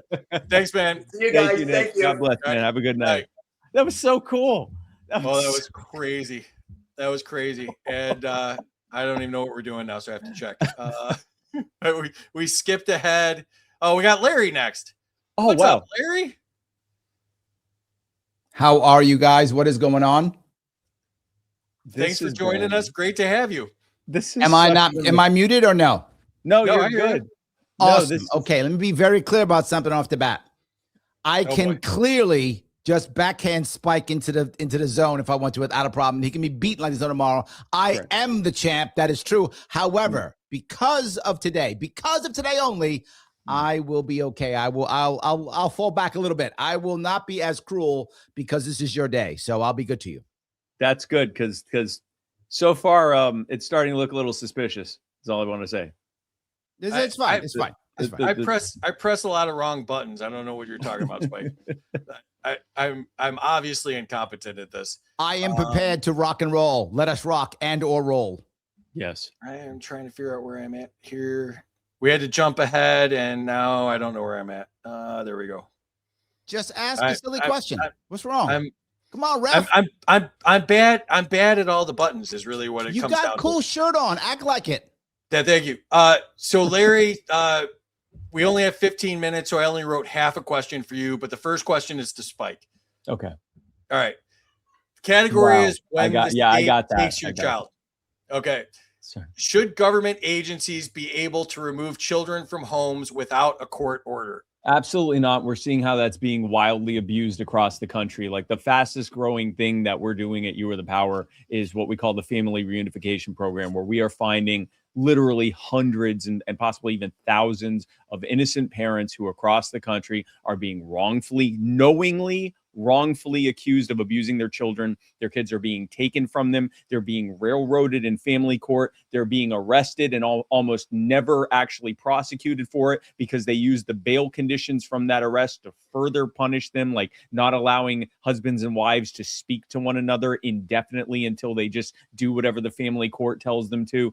That entire thing needs to be completely upended. It all starts with repealing Title 4E of the Social Security Act, which pays these state agencies to grab as many kids as they possibly can. And there needs to be an actual criminal court order demonstrating that there is an exigent circumstance and that there's an actual due process and evidence that the child's being abused, not just, some CPS worker decides they want to take another kid today.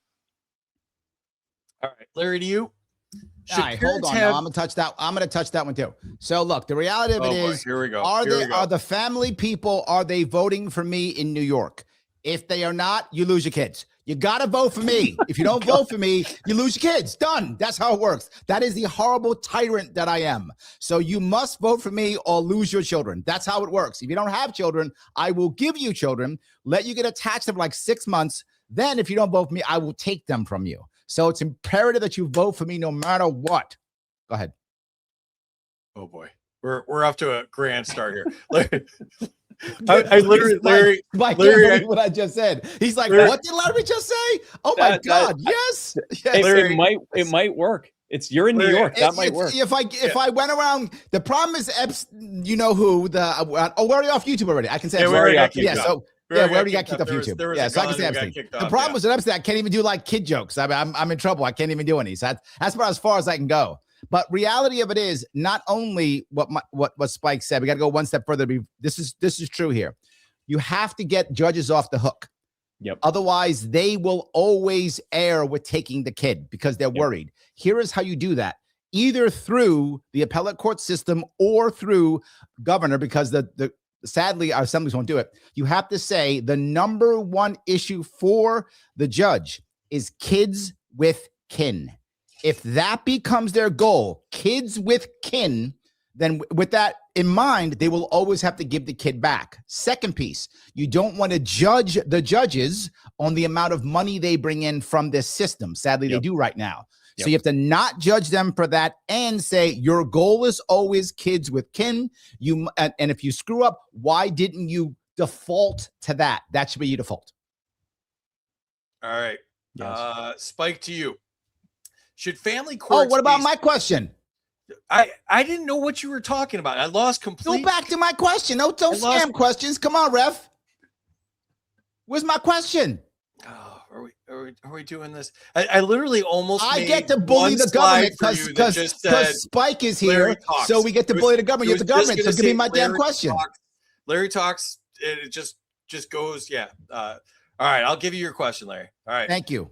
I thought you were answering it, so I was answering Spike's question because I'm smarter than Spike. Well, no. Get with the program, ref. Right, You've really fallen behind, bro. Come on now. Come on. All right. You're going to get a red card here soon, so behave yourself. Should parents have the final say over their children's upbringings in 4 hours or less? Well, now you had a problem. No. The reality of it is we made a big mistake. And the big mistake is, and it's going to sound crazy, we made education a right. And you might go, but Larry, that sounds amazing, making education a right. How is this so? Well, here's why. Once you make education a right, now the right is for a child. So now the government just said the child is now mine. So once you make education a right, you've just opened up the state to take kids by default, to judge children, to decide what should go into their veins, what should go into their bodies, what should go into their brains. You've just done that. I get the idea is to make it feel good and sound good. I do it. It does sound good. Education's a right. Sounds amazing. But the outcome is horrible because now the government gets to decide all these things. And that's why it's even worse in my state because we did it. We decided to do even one better. We made it in our constitution. See, because we care, Spike. We care. Oh, gosh. Well, you know what, Larry? Now I'm, after many years of being in favor of it, I'm now against government education. Good job. See that? I knew you loved it. I have now. I have changed Spike's mind. Look at me. You sold That's why that question was important, Free. That's why it was important. That's good. Hey, Spike, I don't even think we need you right now. If you want to go catch a salmon and cook it, you could just come back in, a little while or whatever. You can't rig it if I don't answer any questions. Well, no, I'll still. That's true. He's got to answer questions and pretend like he's gonna, like I'm not whipping his ass. You got to pretend like I'm not whipping his ass. Come on now. You have to pretend.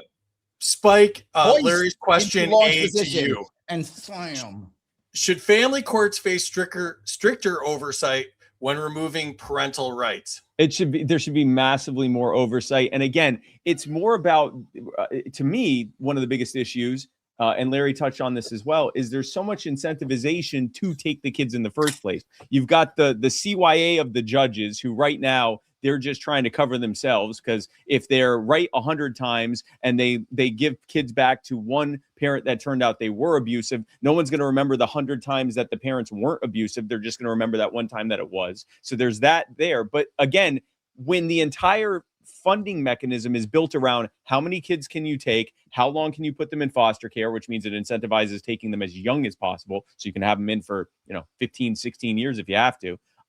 Do you end up placing them for adoption, and do they end up having lifelong mental and physical health issues? Then that incentivizes them to destroy families and to take their kids and to wreck their lives in the process. And so one of the biggest things we need to be doing, yes, there should be more oversight. Yes, there should be more restrictions on what they're doing. But even before that, we need to remove the perverse funding incentives that are in place that encourage them to do this in the first place. Perverse funding and perverse incentives create perverse outcomes. And that's no more apparent in anywhere else than it is in the family court system. What does the A stand for in CYA? Amendment. Oh, okay. All right. It's cover your ass. Come on now. Let's get it right. Anyway, look. Let me take this question. I thought you said 2A. CYA. It's butt. Yes, cover your booty. It is pronounced booty.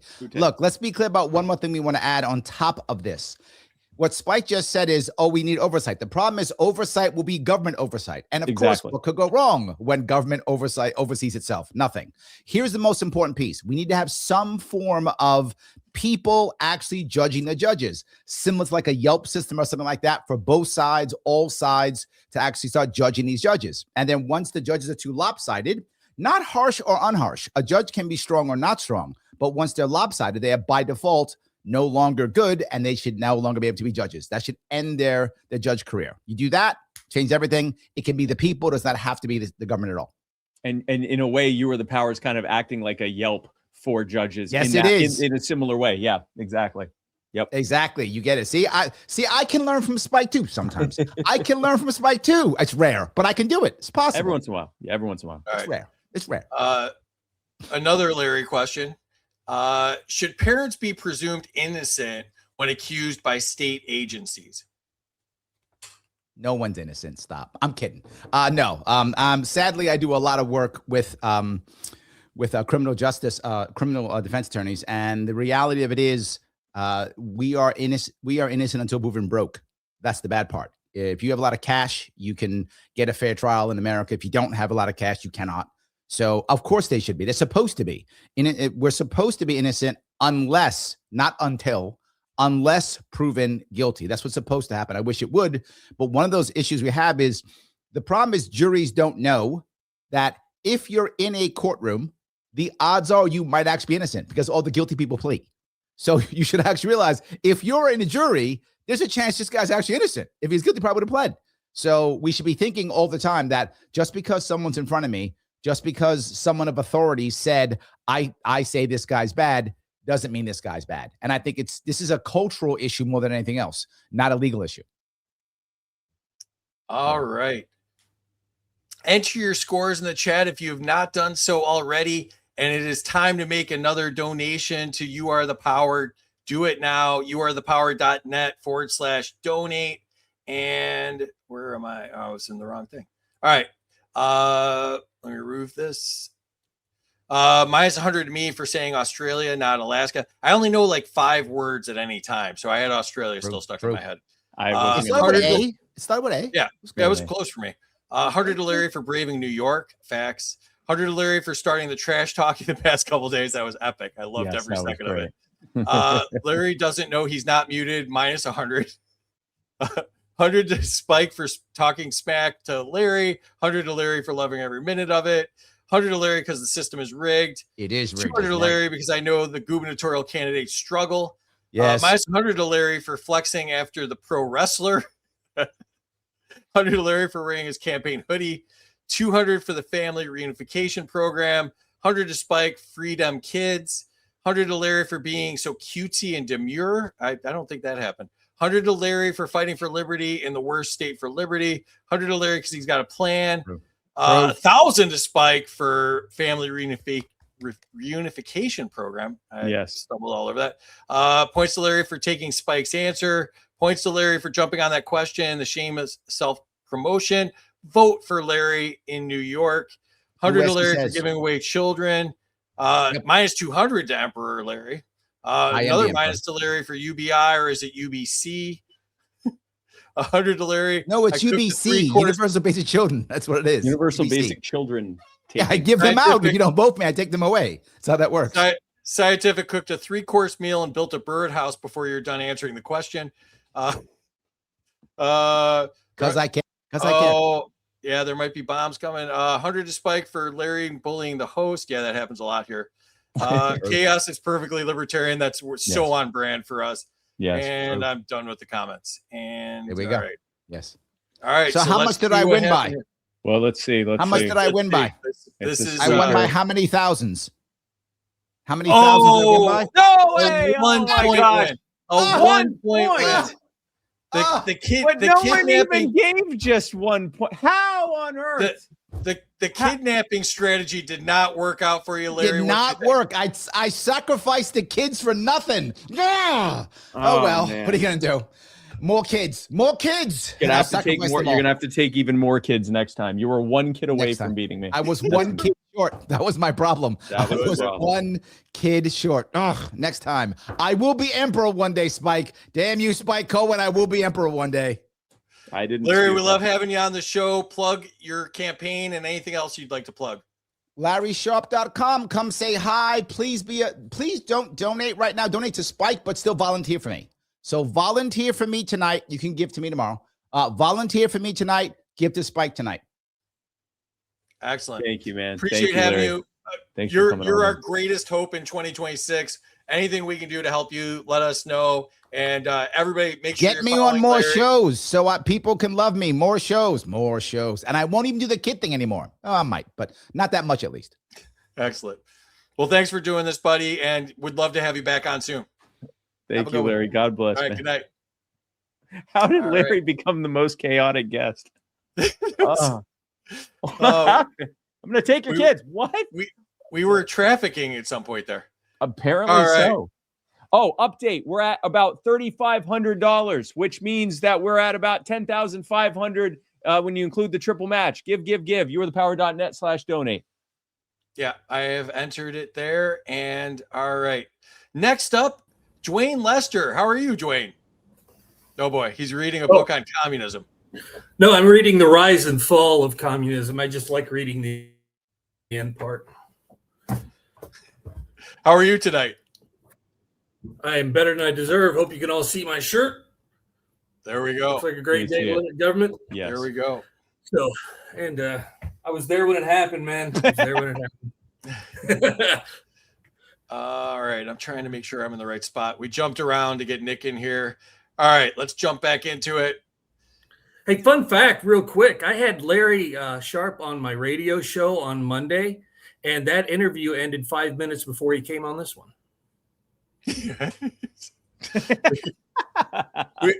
we make the same joke here that he's still answering a question from last time. He's still talking now. He's answering the first question right now. We love him. He's amazing. Yeah. All right, let's jump into it here. All right, Spike, to you. Category is local autonomy erosion. Should distant governments override decisions made by local voters? Generally speaking, though, I mean, I can come up with maybe some weird edge. Again, you can always come up with these weird edge case examples where like a bunch of local voters voted to not allow some group of people to exercise their basic rights. And so some higher level of government steps in and stops them. And that has historically happened in some cases, but generally speaking, no, because generally speaking, it's the higher levels, the more centralized levels of government that are far more likely to put restrictions on us, and the smaller and more local levels of government to do the opposite, to try to claw back some of those liberties that we've lost in the process. So no, I would say generally speaking, no. All right. Duane, to you. Should states be able to block? By the way. Look, I watch the show and I see people get bonus points for shirts. I've literally been wearing 5 T-shirts for a half an hour waiting for this. That's the highlight. That's the highlight of us doing 82 shows. I love that. And we've already been kicked off of YouTube, so it doesn't matter what the shirts say. Yeah, we got kicked off of YouTube a long time ago. Yeah. All right. So your question is, should states be able to block federal mandates they believe harm their residents? You know, I've been watching Spike, and he's right. What you got to ask is, what's the proper role of government here? And the proper role of government is to secure and defend the rights of the individual.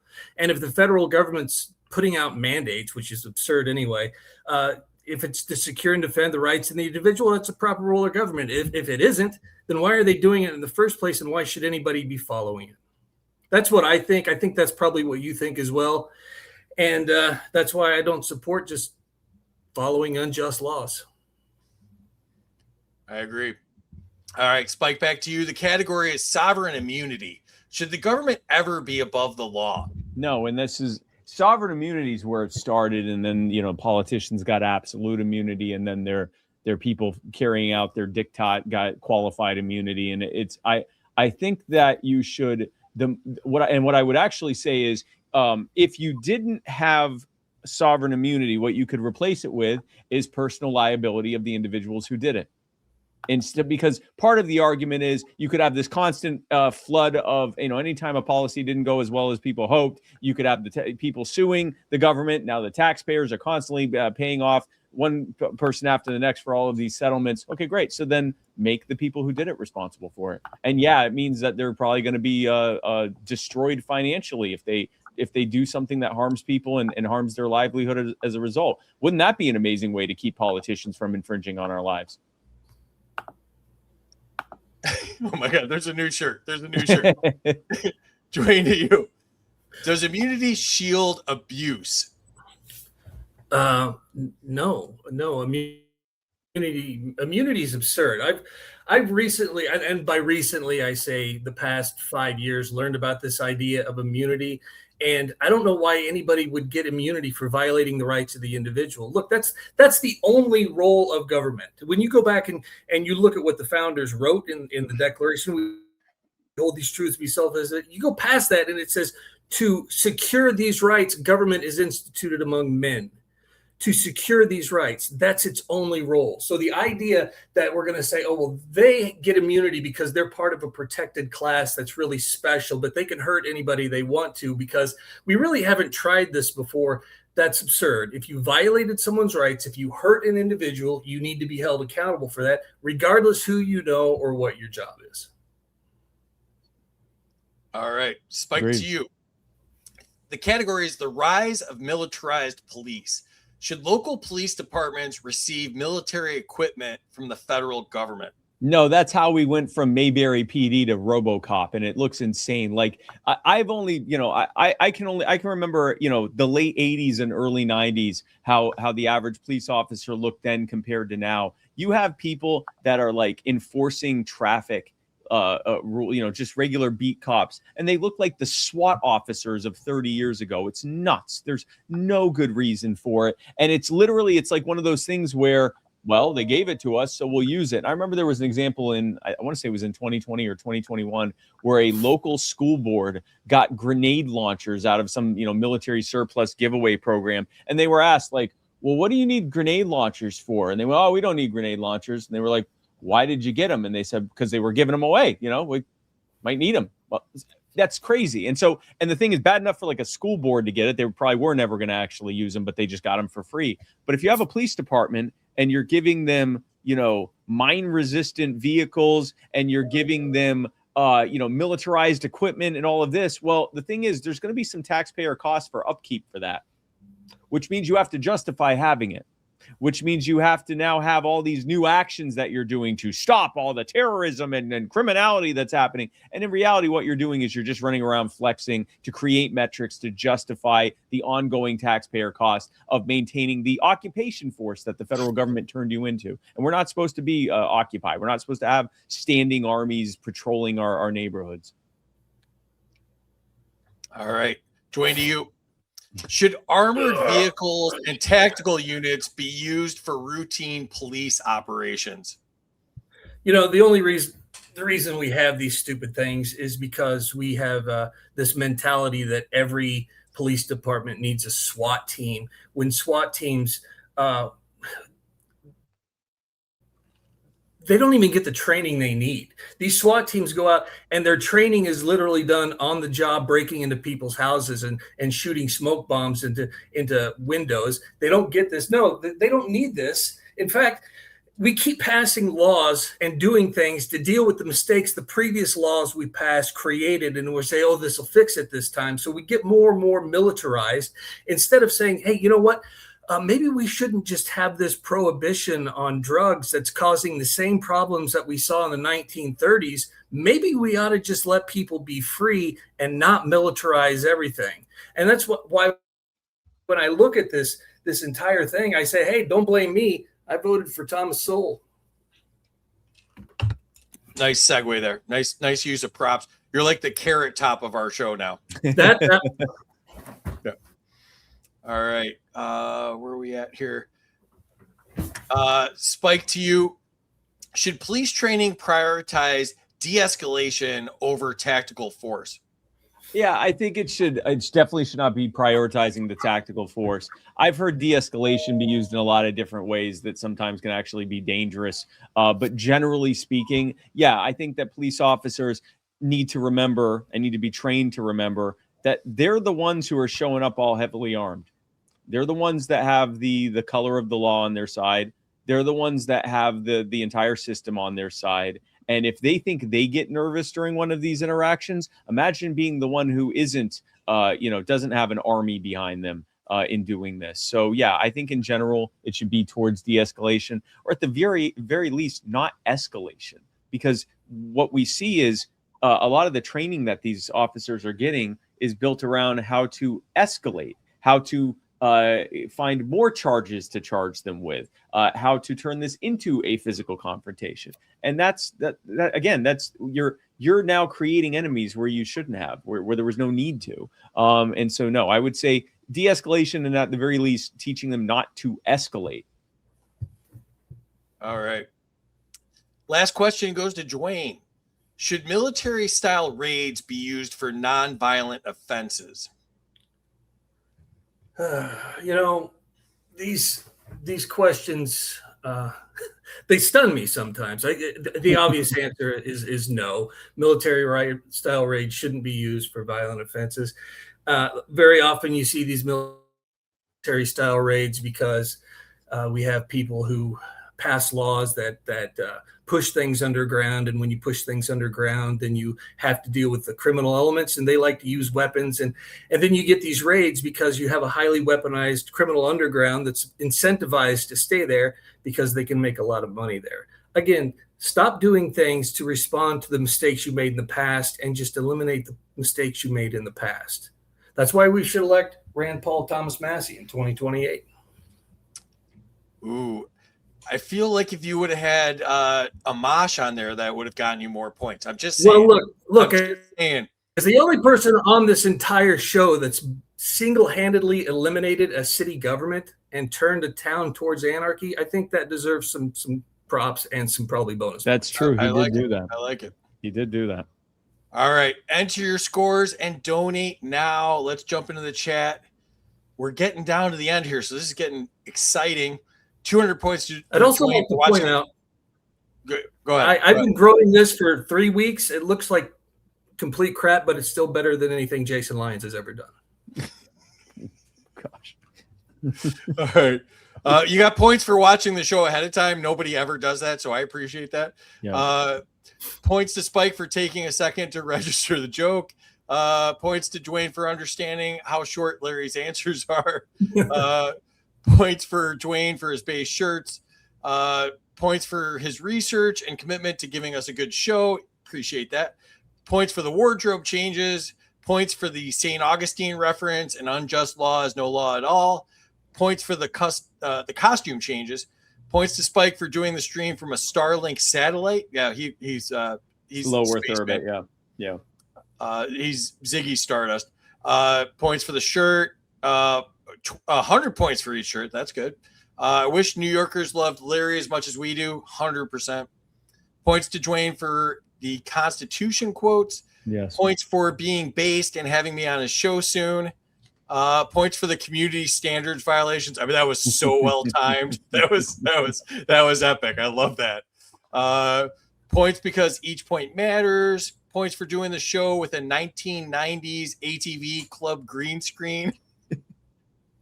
Points for individual rights. Points to Spike. Why not a grenade launcher? Points to Spike for the response. Points to Duane for wearing 20 shirts. That was amazing. That's by far my highlight. Points for the unnecessary laws of militarized police. Points to Spike for doing what he's supposed to do with You Are the Power. I just donated. Thank you, D. Amazing, D. Thank you, D. Follow that Liberty Lady if you need VA work. She's amazing. Points to Spike because I want him to win this round, and points to Spike for promoting police de-escalation. And I mean, the suspense is thick. I mean, it's very, very thick. I don't know how this is going to go. Look at this. Let's This see will what get you happens. 2 points right there. There's 100 for you, Spike. Thank you, Duane. That means so much to me, man. 100 points to Duane for giving Excellent. me money. Thank you, Duane. All right. I appreciate that. Here we go. Spike 57-12. Wow. Duane just Oh 100 my behind. goodness. It Less- just keeps less than that. happening. Yeah. I'm gonna go put all those shirts back on and just cry myself to sleep.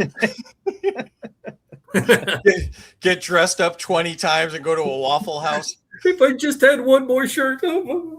You were about one shirt away from winning this, but that was incredible. Thank you, was man. literally what it was. You're getting 100 points a shirt. It was one shirt. Duane, first time on the show. What'd you think?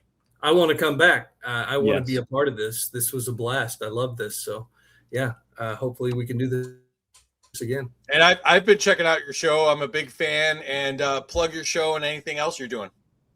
Oh, yeah, I have a morning radio show in Northwest Missouri. It's KNIM Talk 95.9. You can see it at knimtalk.com. And you find it on my Facebook page also when we live stream it every morning. And that's just facebook.com/Duane Lester. Awesome. Thank you, Duane. And you'll notice it said serial procreator. Duane has 840 children, and it's Yeah. amazing. It's amazing. How I have many none. did Larry take though? Larry got none because we have good gun laws here Yeah. in Missouri. Yeah. All right. So you can follow Duane on X, that Duane Lester, and he's got the radio show, which is listed there, and you can find their stream. And really appreciate you being on, Duane, and hope to have you back on again soon. Anytime. Let me know. All right. Thanks, buddy. All right. Thanks, man. We got one more match and then the boss match. And next up is the great Lars Mapstead. What is up, Lars? Hey, man. Yo. Hey, I've been watching this whole thing, and I can smell a rigged system, and I have a slogan for that. It's called "Unrig the Damn System." Yep. Yeah. So, I feel like a libertarian running for office right now. Yeah. It's an uphill battle. Yeah. You're about to go into the wood chipper. I hate to ruin it for you. Undefeated. Spike is going to go down as the most undefeated guy ever on this show. Possibly. Yeah. That is true. That is true.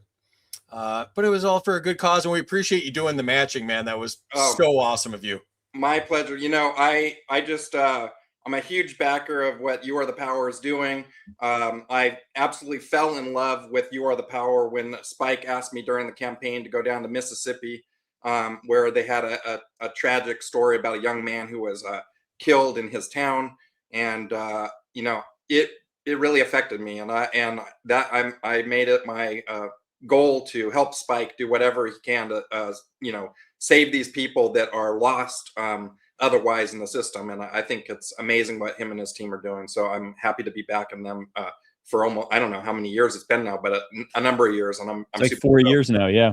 4 years. Yeah, Yeah. thank you. You're doing great stuff, buddy. I appreciate it. So yeah, I'm donating, matching $10,000 tonight to, so get out your wallets, take my money, and let's get some more people saved.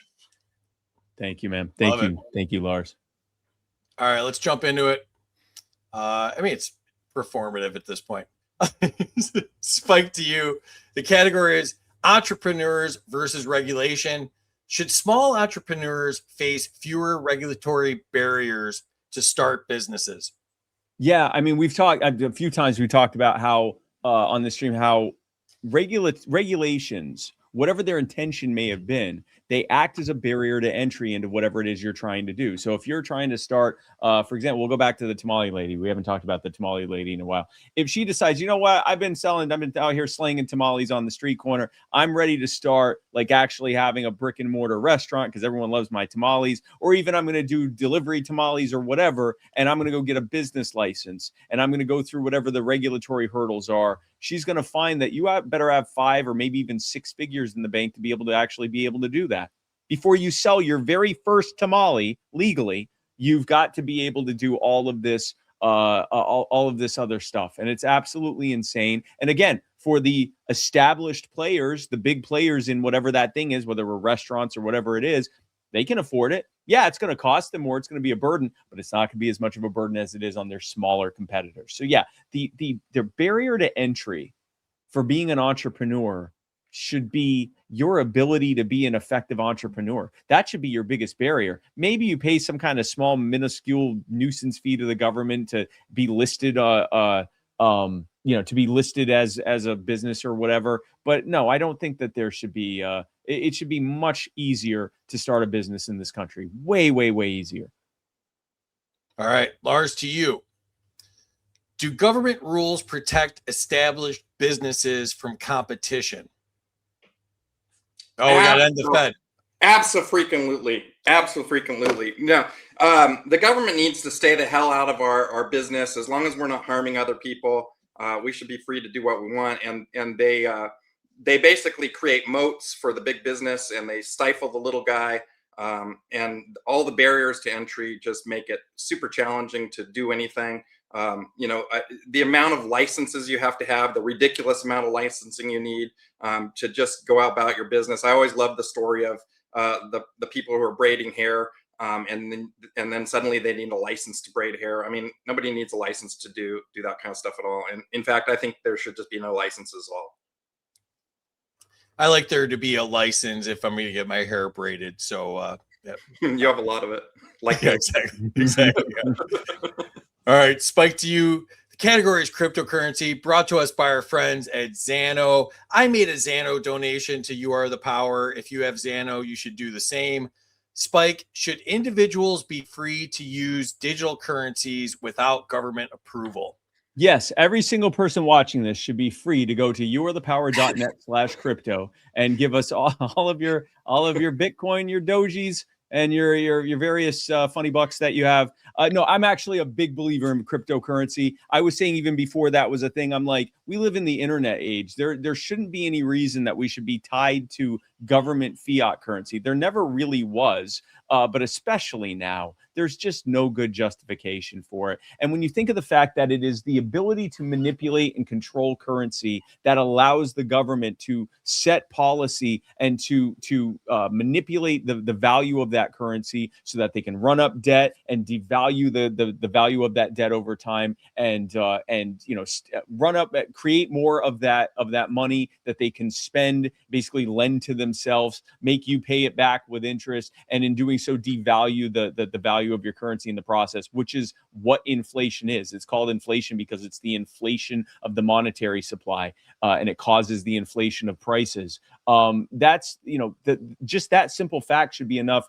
I increasingly say not only should we end the Fed, we should look at whether or not government should even be involved in the issuance of currency. At this point, there's far too many good private suppliers. You think of, like, for example, Bitcoin, which 15 years ago was worth, maybe a couple bucks or fractions of a dollar, or, a few pennies. Now it's worth tens of thousands of dollars.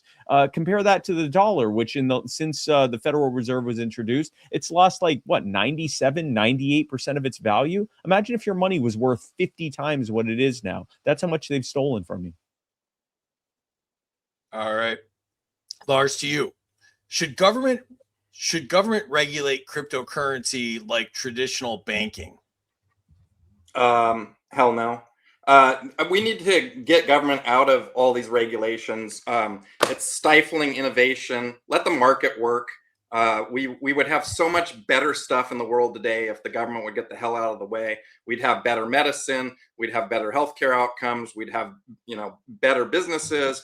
The government just slows everything down. It's a giant piece of friction that just needs to get the hell out of the way and let the market work. And the market will regulate itself. The market doesn't need government in there telling it how to live their lives, just like it, that we don't need them telling us how to live our lives.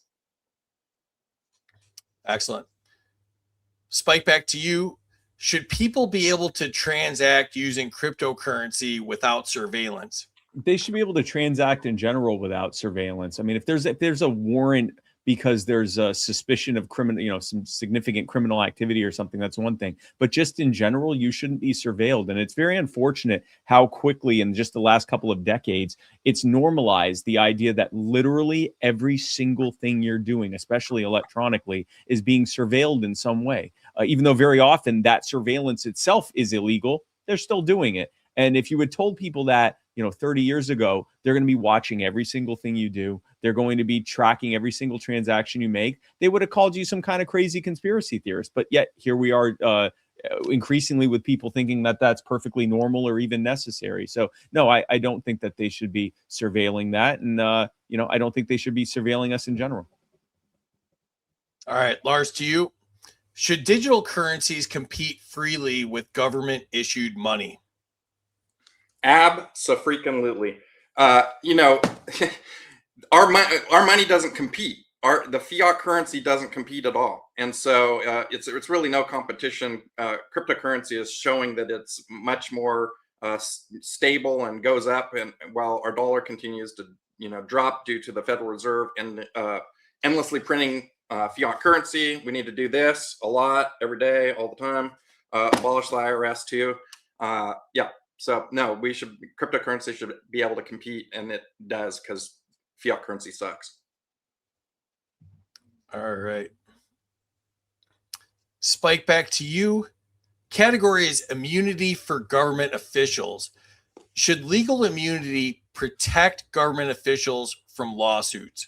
No, it's certainly not in the way that it's being done. I mean, qualified immunity turned, over the past several decades, turned from, well, we might need to have some kind of situations in place where if the official is doing something and maybe they aren't quite sure that it was breaking the law, we should maybe give some presumption there or some protection there. It's turned into essentially absolute immunity. Like the way that it functions is as absolute immunity. And like we were talking about before, thankfully, we're starting to see some pushback in the courts again away from that. And like I said, an example of that is one of the cases we took on at You Were the Power, where police wrongfully arrested Joshua Rohr. They assaulted him. They tased his PTSD service dog, who later died. They lied about it. They charged him with a bunch of crimes he didn't commit. And the body cam footage, they fought for months, actually years, to keep the body cam footage from being released. And then when it was released, it showed flat out that everything Joshua had said was correct. He was wrongfully arrested. He was assaulted. There was no reason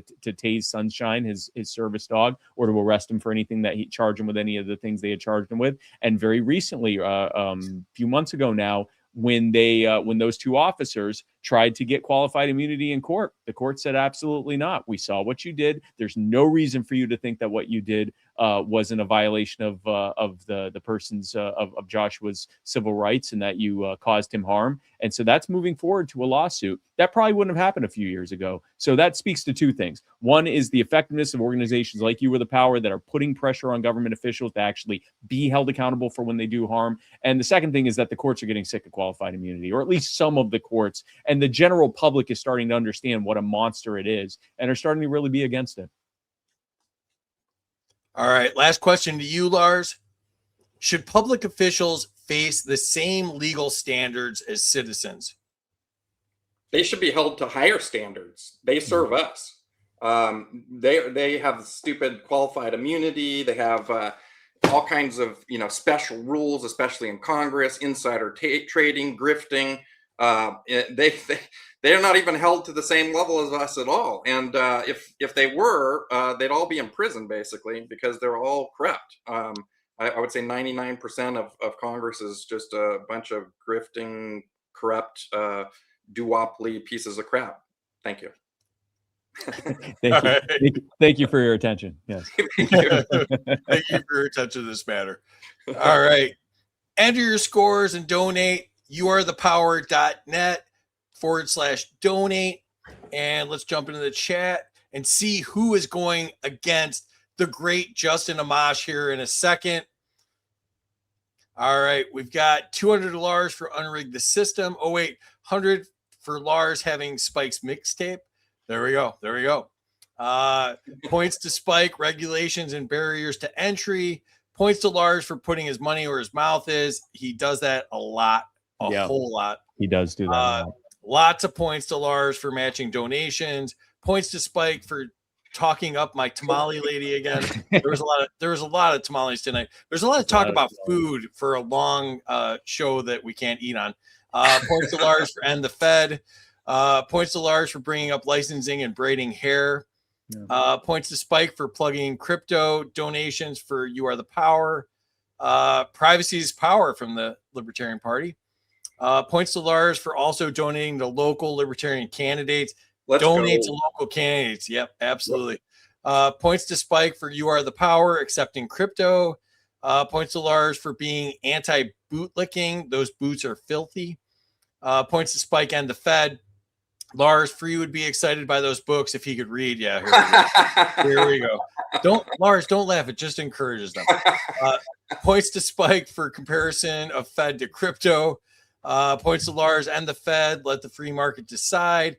Points to Lars for having the voter rights website. Absolutely. Amazing work you're doing there. Points to Spike, no surveillance. Points to Tasha's husband. Points to Lars just because I like him. Points to Spike on a surveillance stance. Points to Spike for Lars salmon and mixtape background. I don't know how you got points for that. Points to Lars for book props. Points to Spike, justice for Joshua. Yep. Absolutely. 200 for Sunshine, RIP. Yep. 200 for Spike for literally changing the world and making it better. Amen.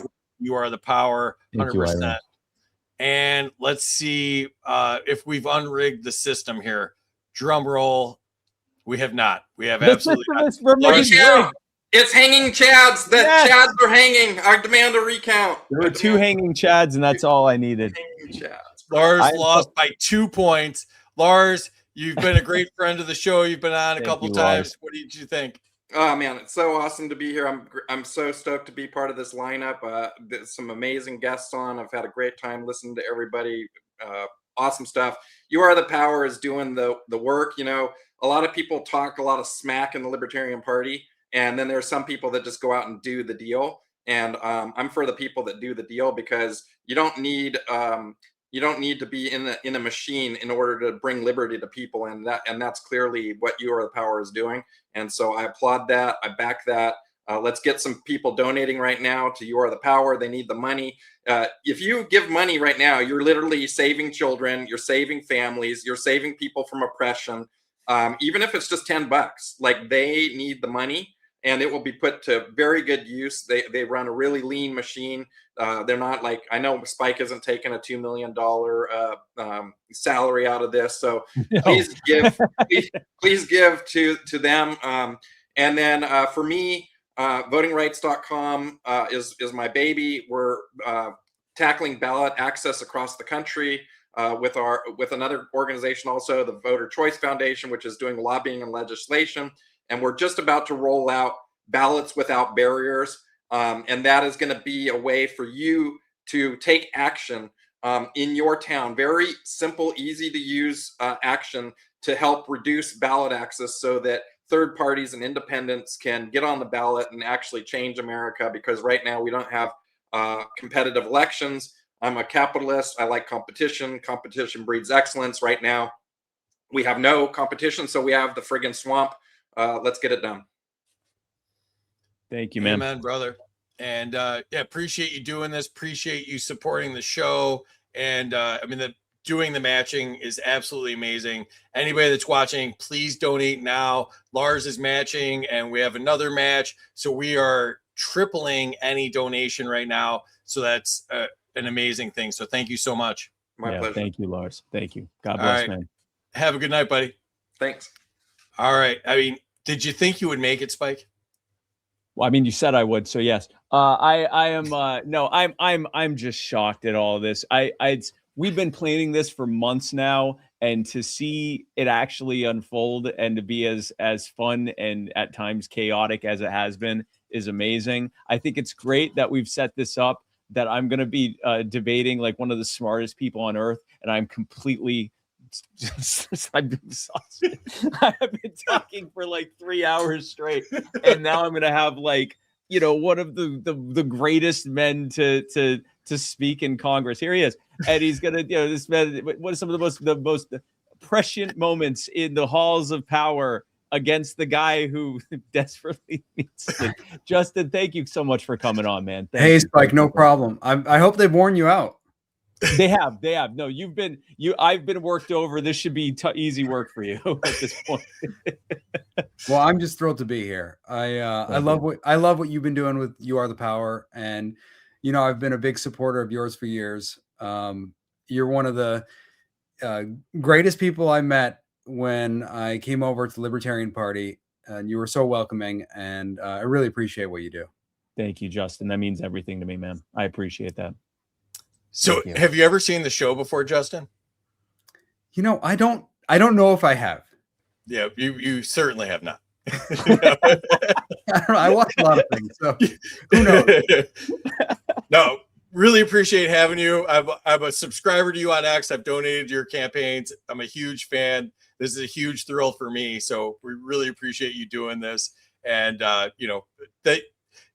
you support grassroots movements like You Are the Power, I think speaks to your understanding of the whole movement. And, I just think it's amazing. So thank you so much for doing this. Thanks. Well, I appreciate what you guys do. Thank you. We to advance liberty, we all have to be working at it, and we have to work at all levels. And the local is just as important as what we do at the national level. Absolutely. Thank you. Amen. All right. So let's jump into it here. All right. So, Spike, to you, the category is the war machine. Should the military be used solely for defensive purposes? Yes, it should be used for defensive purposes. And I feel like now I'm stealing Justin's answers. It should be done with the authorization of Congress. And, we're seeing what happens when they don't. When we've normalized or the government has normalized this idea that the military is essentially a series of chess pieces that can be used by whoever's in the White House at that time. And we've seen the ruinous results of that. There's not enough accountability on it. And the people of this country increasingly see this as almost like a royal fiat of the king type of situation where the person who's in charge, quote unquote, of the government can just use the military as he wills it. And again, with ruinous results. And I hate to make the predictions about what's happening now based on what's happened before, because I don't want that to happen. I hope that these things, these terrible actions end as well as humanly possible. God willing, that's what happens. We've just seen too many times what happens. The tyrants are often replaced with worse tyrants. What little stability there was in that region is completely destabilized. Hundreds or in some cases thousands of American lives are lost. Not to mention the hundreds of thousands or even millions of civilians who were killed in the process. Billions or trillions of dollars in American taxpayer dollars are wasted on it, and often then it's used as a reason to restrict our personal civil liberties, and there's sometimes blowback and terrorist attacks as a result. So it's just a terrible thing, and a lot of it starts with not putting the proper role of government where Congress should be making these determinations and authorizing it. And Justin's about to say all this way better than I just did. Yeah, you skipped ahead. So yeah, Justin's question is going to seem familiar to you. Should presidents be able to launch military strikes without congressional approval? Only if they're defensive strikes. So if we get attacked or if there's some incoming missile, coming at the United States, the president can act. And that's what Article 2 power is there for. So the president can act. And when you look at what the framers of the Constitution did when they were setting up our system of war powers, they decided that Congress would be the body that would declare war, meaning if we're going to go and attack another country, commence some kind of conflict, then Congress decides, because Congress is the body closest to the people. And so, the people speak to their representatives and tell them how they feel. And then those representatives and senators can go and vote yes or no on war. And the president is there to conduct the war if Congress approves it. Otherwise, the president's only there to defend us against incoming attacks. And what happens over and over again is you have presidents claiming that something is defensive when it's actually offensive. Like you see it in the Iran war right now, where President Trump, he's come up with so many excuses for why he's doing this, but he's sort of settled back into, well, there was an imminent attack coming and we had to do something, even though everyone watching this can see that wasn't true. They came up with about 30 other justifications and excuses before they settled on that one. So we know it's false. But yeah, presidents have said everything's imminent, everything's a threat, so they can get around the Constitution, which divides powers. But Justin, Iran's been an imminent threat for 47 years. Yeah, I heard that from Tom Cotton. It was amazing. Yeah. They've been weeks away, and yeah, 100%. For my entire life, they've been weeks away. Yeah, exactly. The entire time I was serving in Congress, we were told, they were weeks away or a couple months away, and no matter what happens, several months ago, Trump dropped a bunch of bombs on them, claimed he destroyed all of their, nuclear weapons making. And yet now, again, they're like, oh, it's an imminent threat, nuclear weapons. Yep. Yeah, absolutely. All right. Spike, back to you. Have endless wars made America less safe? Yeah. And most of all, less safe against our own government. I mean, yes, we talk a lot about like blowback. We talk a lot about how things like 9/11, when you look at the justifications Al-Qaeda gave, yes, Al-Qaeda is a radical Islamist organization. They wish to establish a global caliphate. But the thing that made them do that was the occupations that the U.S. military had done and the wars that the U.S. military had done and the entangling alliances with foreign states that the U.S. government had gotten into. These are the very things that the founders had warned against, right? Like they said that this is what happens. And you look at how so much of the involvement that we have in wars now is as a direct result of things that the founders put strict protections in place to make sure that those types of things wouldn't happen to begin with. Yes, we are less safe from that kind of blowback. We are less safe from just the growing resentment against us abroad.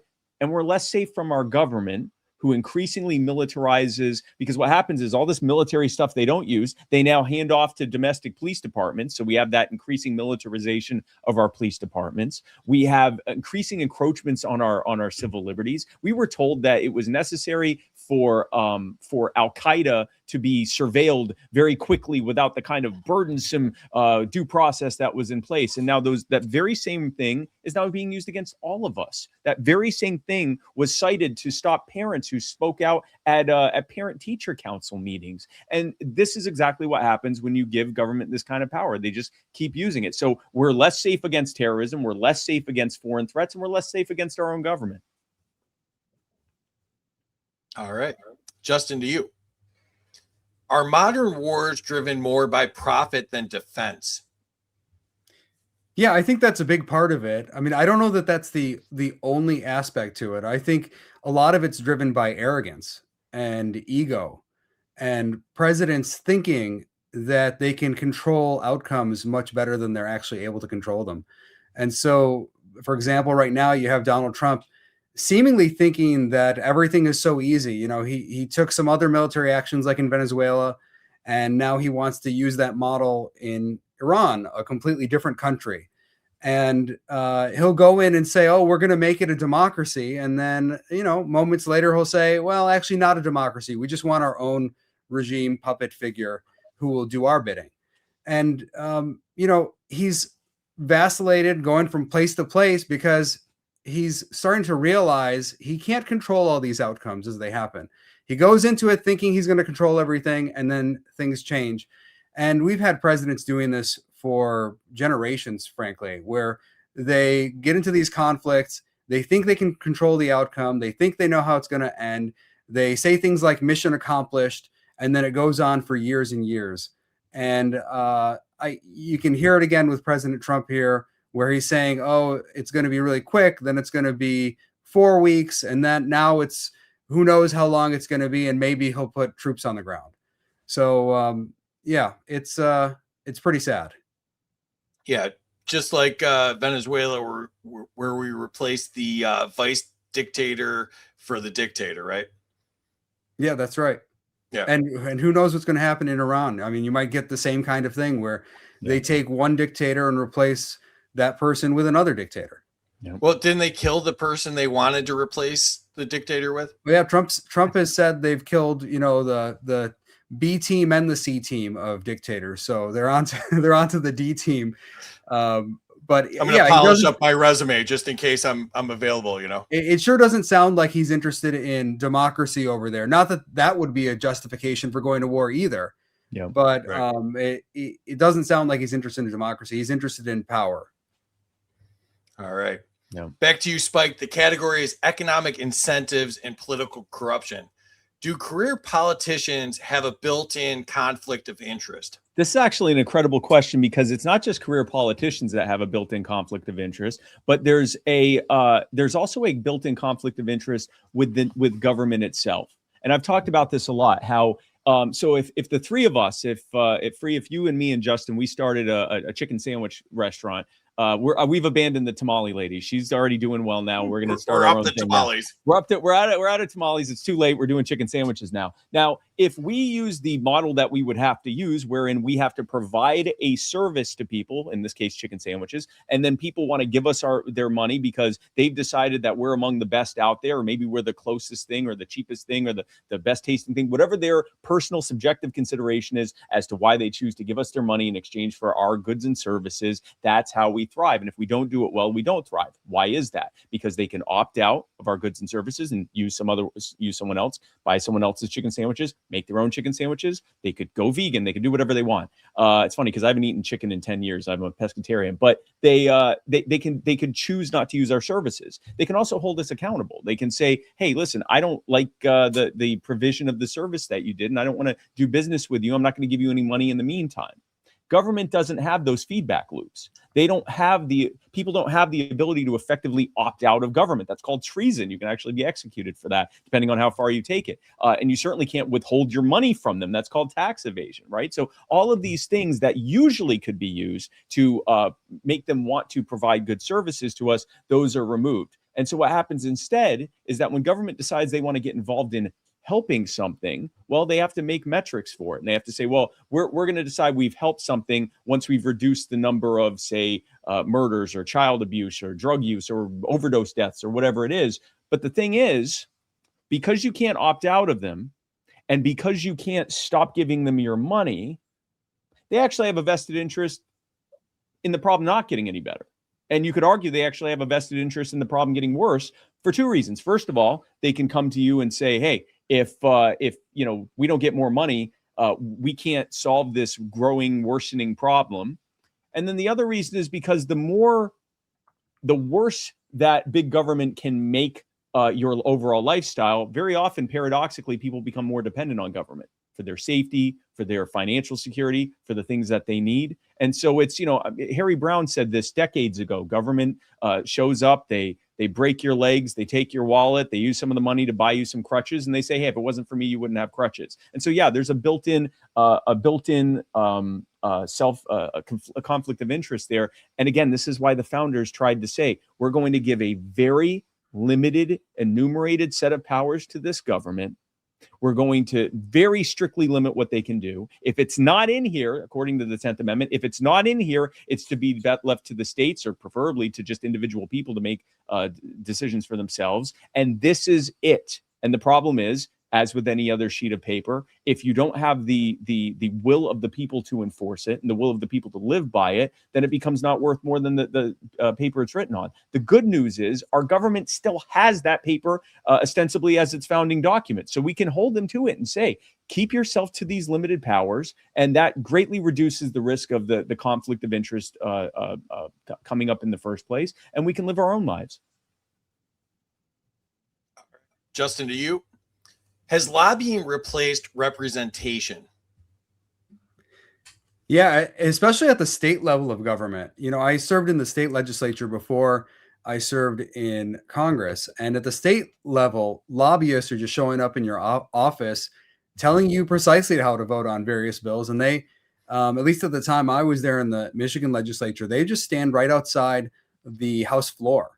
And if a bill is on the floor for a vote, they would actually call members of the legislature out into like this lobby area and lobby them on the legislation that's being voted on. and that happens, I'm sure, in state assemblies and legislatures across the country. At the federal level, I would say that the leadership team have more influence than lobbyists. So the lobbyists do influence the leadership team. So they'll go to, say, a Mike Johnson and tell him what they want. But then they don't go necessarily to the individual members, because the individual members on their own don't have that much power. The way the lobbyists have power is by getting Mike Johnson to come down on the individual members, or perhaps getting Donald Trump to come down on the individual members. And the same thing happens on the Democratic side, of course, with their leaders and their presidents when they're in office. And then those people press the members of Congress. And I would say that most members of Congress are just happy to be there. They're not particularly ambitious. They are happy to press whatever button they're told to press by their leadership, who is being influenced by the lobbyists. They just want to stay there. And they know if they press the correct button and vote with their party 95% of the time, then they'll get to still be greeted at all the events in their hometown as the honorable so-and-so. We'd like to welcome him. And they like that. It's the best gig they'll ever have. And they don't want to have to go out on their own and make decisions for themselves and actually represent the people. They know if they move as a group, move with the leadership, move with the lobbyists, they've got cover. And that's what they do time and again. Yeah. All right. Just got a couple questions left here. Spike, to you. The category is mobilizing and empowering the liberty movement. Are protests more effective than voting for forcing real change now? I think protests can be effective if you have some very set goals for what you're trying to do, but they have to be followed up by action. So, for example, this is what I don't want to say perfected because we're constantly refining what we do, but this is our bread and butter at You Are the Power. We don't just get people in person and online. We don't just get them outraged. We don't just say, hey, let's all show up and say we're against this thing, right? Because essentially that's the core of what a protest is, to say that you're for or against something. And that can be useful. You can show to others that it's okay for them to also agree with you on this. Sometimes just seeing other people say something gives you, kind of empowers you to realize that other people agree with you on this, or it gives you an opportunity to hear that mindset or to hear that position and to maybe agree with it, but it has to be followed up with action. So at You Were the Power, when we find out about these causes, whether it's innocent parents that have been robbed of their children and knowingly, wrongfully accused of abuse, people facing eminent domain, losing their homes so that a data center or a shopping center can be built, people that are facing a bunch of bogus charges that all of the evidence demonstrates they didn't commit, all sorts of things that we take on. We get all the information about it. We put out content to alert the public to it happening. But then what we do is we give them a page on our site that they can go to where they can very easily contact all of the officials involved and tell them, hey, we're watching this thing, back off and do the right thing here. Obviously, the more detailed wording about that specific thing, but that's basically distilled what we're getting people to tell them. And we make it really easy. The information's already all there. All they got to do is add their name and press send. And in like 30 seconds time, they can help take a part in getting these officials to back off and do the right thing. That's why we've had a nearly 100% success rate over the past few years. We've lost one case in the last 3 years. We've taken on over 1,000 cases and lost one. And the reason for that is because we do that organizing both in person and online. So online, it's the way that I just described it. We create viral content and then point them to that website. In person, we'll have very friendly, accessible rallies that you'd feel comfortable bringing your kids to talk about a given issue. And we do it right before the next council meeting. We do it right there at the building so that we can set them up to go in and start talking one by one to these officials. And the reason we've been so effective is instead of just creating a bunch of heat, we then direct it into where it needs to be done to actually affect change. So protesting, voting, all of these things can be very effective. They have to be part of a greater holistic strategy. And that's part of what we do at You Are the Power. Yeah, it's so easy. A talk show host can do it. So I endorse that. Thank you. Justin, to you, do local movements work better than national coalitions? I think they both work. They both work in different ways. So you have to have people at the local level, if you're trying to advance the cause of liberty, who are out there, who people know and trust, right? If you hear something from someone on TV and that person's in Washington, D.C. or wherever, you don't know that person, you don't trust them. If you see someone at church, if you see someone in your neighborhood and they're talking to you about a topic or an issue, if Spike Cohen's your neighbor, you're talking to Spike, you are likely to be influenced by him because of that relationship, because of that friendship. And so I encourage liberty-minded people to be out there at the local level talking to their neighbors and friends and coworkers about these issues, because you're the person they're going to trust. We still need those people at the national level, like a Rand Paul or a Thomas Massey, who are out there spreading the liberty message, who are presenting the idealized, to the extent that they do, form of how a representative should work, or a senator should function.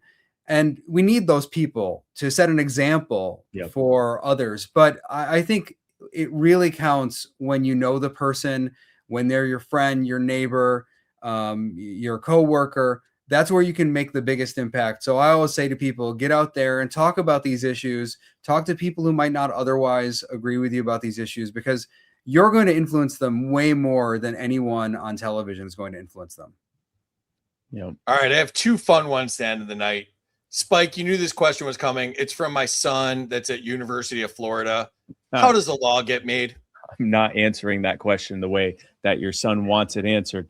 A law is made. It's crazy. Why isn't Justin answering this one? A law is made when an issue is brought to the attention of our duly elected representatives in whatever legislature we're talking about, whether it's the local, state, or federal level. In this case, if it were federal, it would be at the House and the Senate level, and they both pass their competing or companion legislation, and then they get together to reconcile any differences that might exist, and then when it actually gets made, they pass it, and it becomes a bill, and it's brought to the president's desk, where the president can choose to either sign it or to veto it, which would then punt it back to them to either accept the veto or to override it, and then that's how a law is made. And I'm not giving in to your son. We're not talking. It's like 11 o'clock at night. We're not having that talk.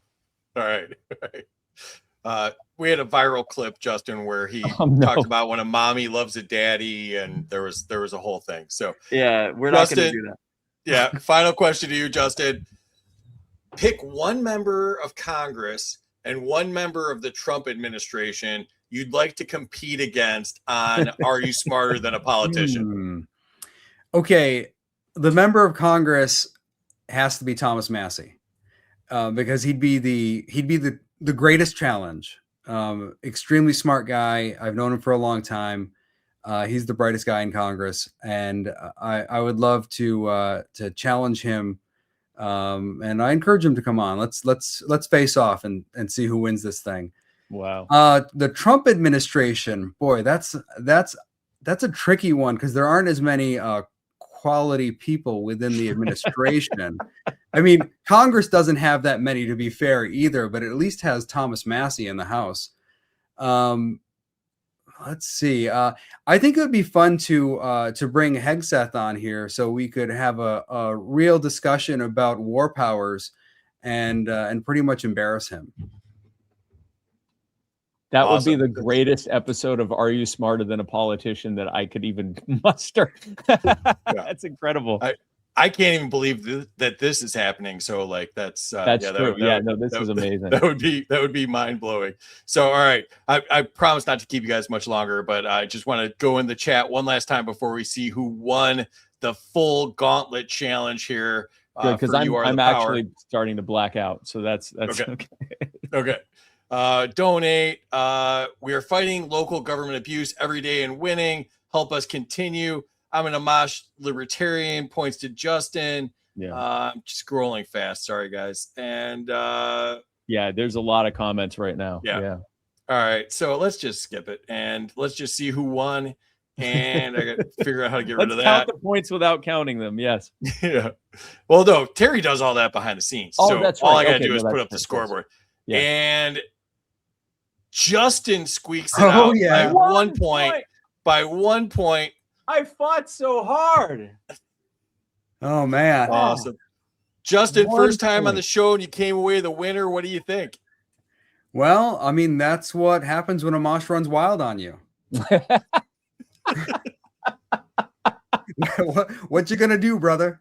That's a shirt. We're now making that shirt, and There we go. that's amazing. Justin, thank you so much for coming on, man. You've been incredible. I really appreciate your support, man.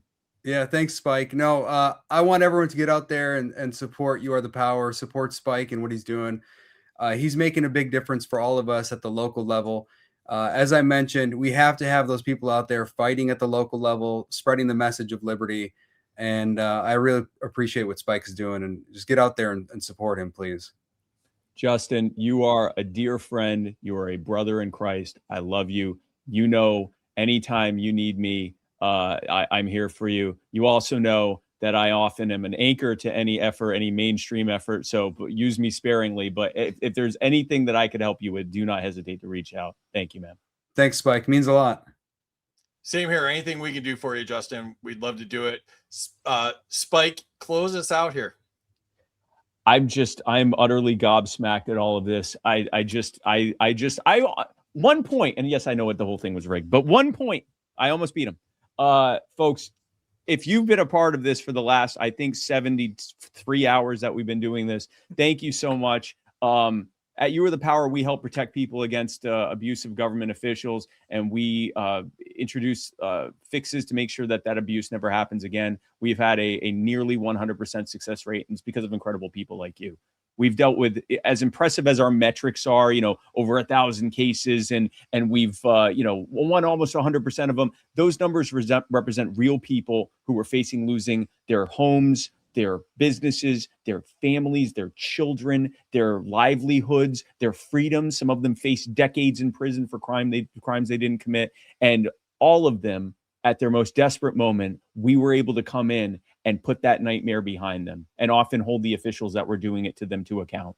That's what we do at You Are the Power. If you'd like to be a part of that, I invite you to please go to youarethepower.net, become a part of it today. If you go to youarethepower.net/donate through the end of the night, any dollar that you give is being matched by $1 for dollar by Lars Mapstead and $1 for dollar by another very generous donor. So anything that you give us is being matched 2 to 1. It's worth $3 for every dollar that you give. And again, thank you guys so much for being a part of this. Justin, thank you so much for just publicly beating me like you just did. And Free and everyone involved with Are You Smarter Than a Politician, and everyone who's been involved in this. Thank you all for being a part of this. This has been absolutely incredible. God bless you all.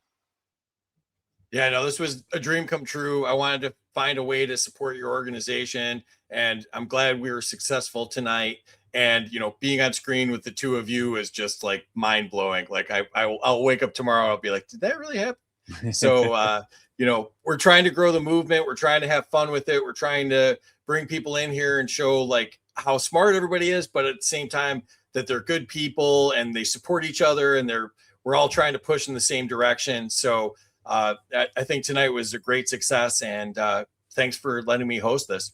Yes, absolutely. Thank you guys. I'm probably going to pass out very soon. So I'm just all right. I'm just keep it running, but I might actually no, this is it. This is it. Before we go, can I say Absolutely. everyone get out to Grand Rapids for the Libertarian National Convention. That's where I live. Come check out the Libertarian National Convention. It's in May, at the end of May, and I'm sure I get a chance to meet you if you're there. We're actually doing the show live from there, so we'll be there for All right. sure. So, yeah, and I'm a delegate from Florida as well. So excellent. Thank you guys, and thank you to everybody in the chat that made this so much fun, and everybody that donated. If you haven't donated, youarethepower.net/donate.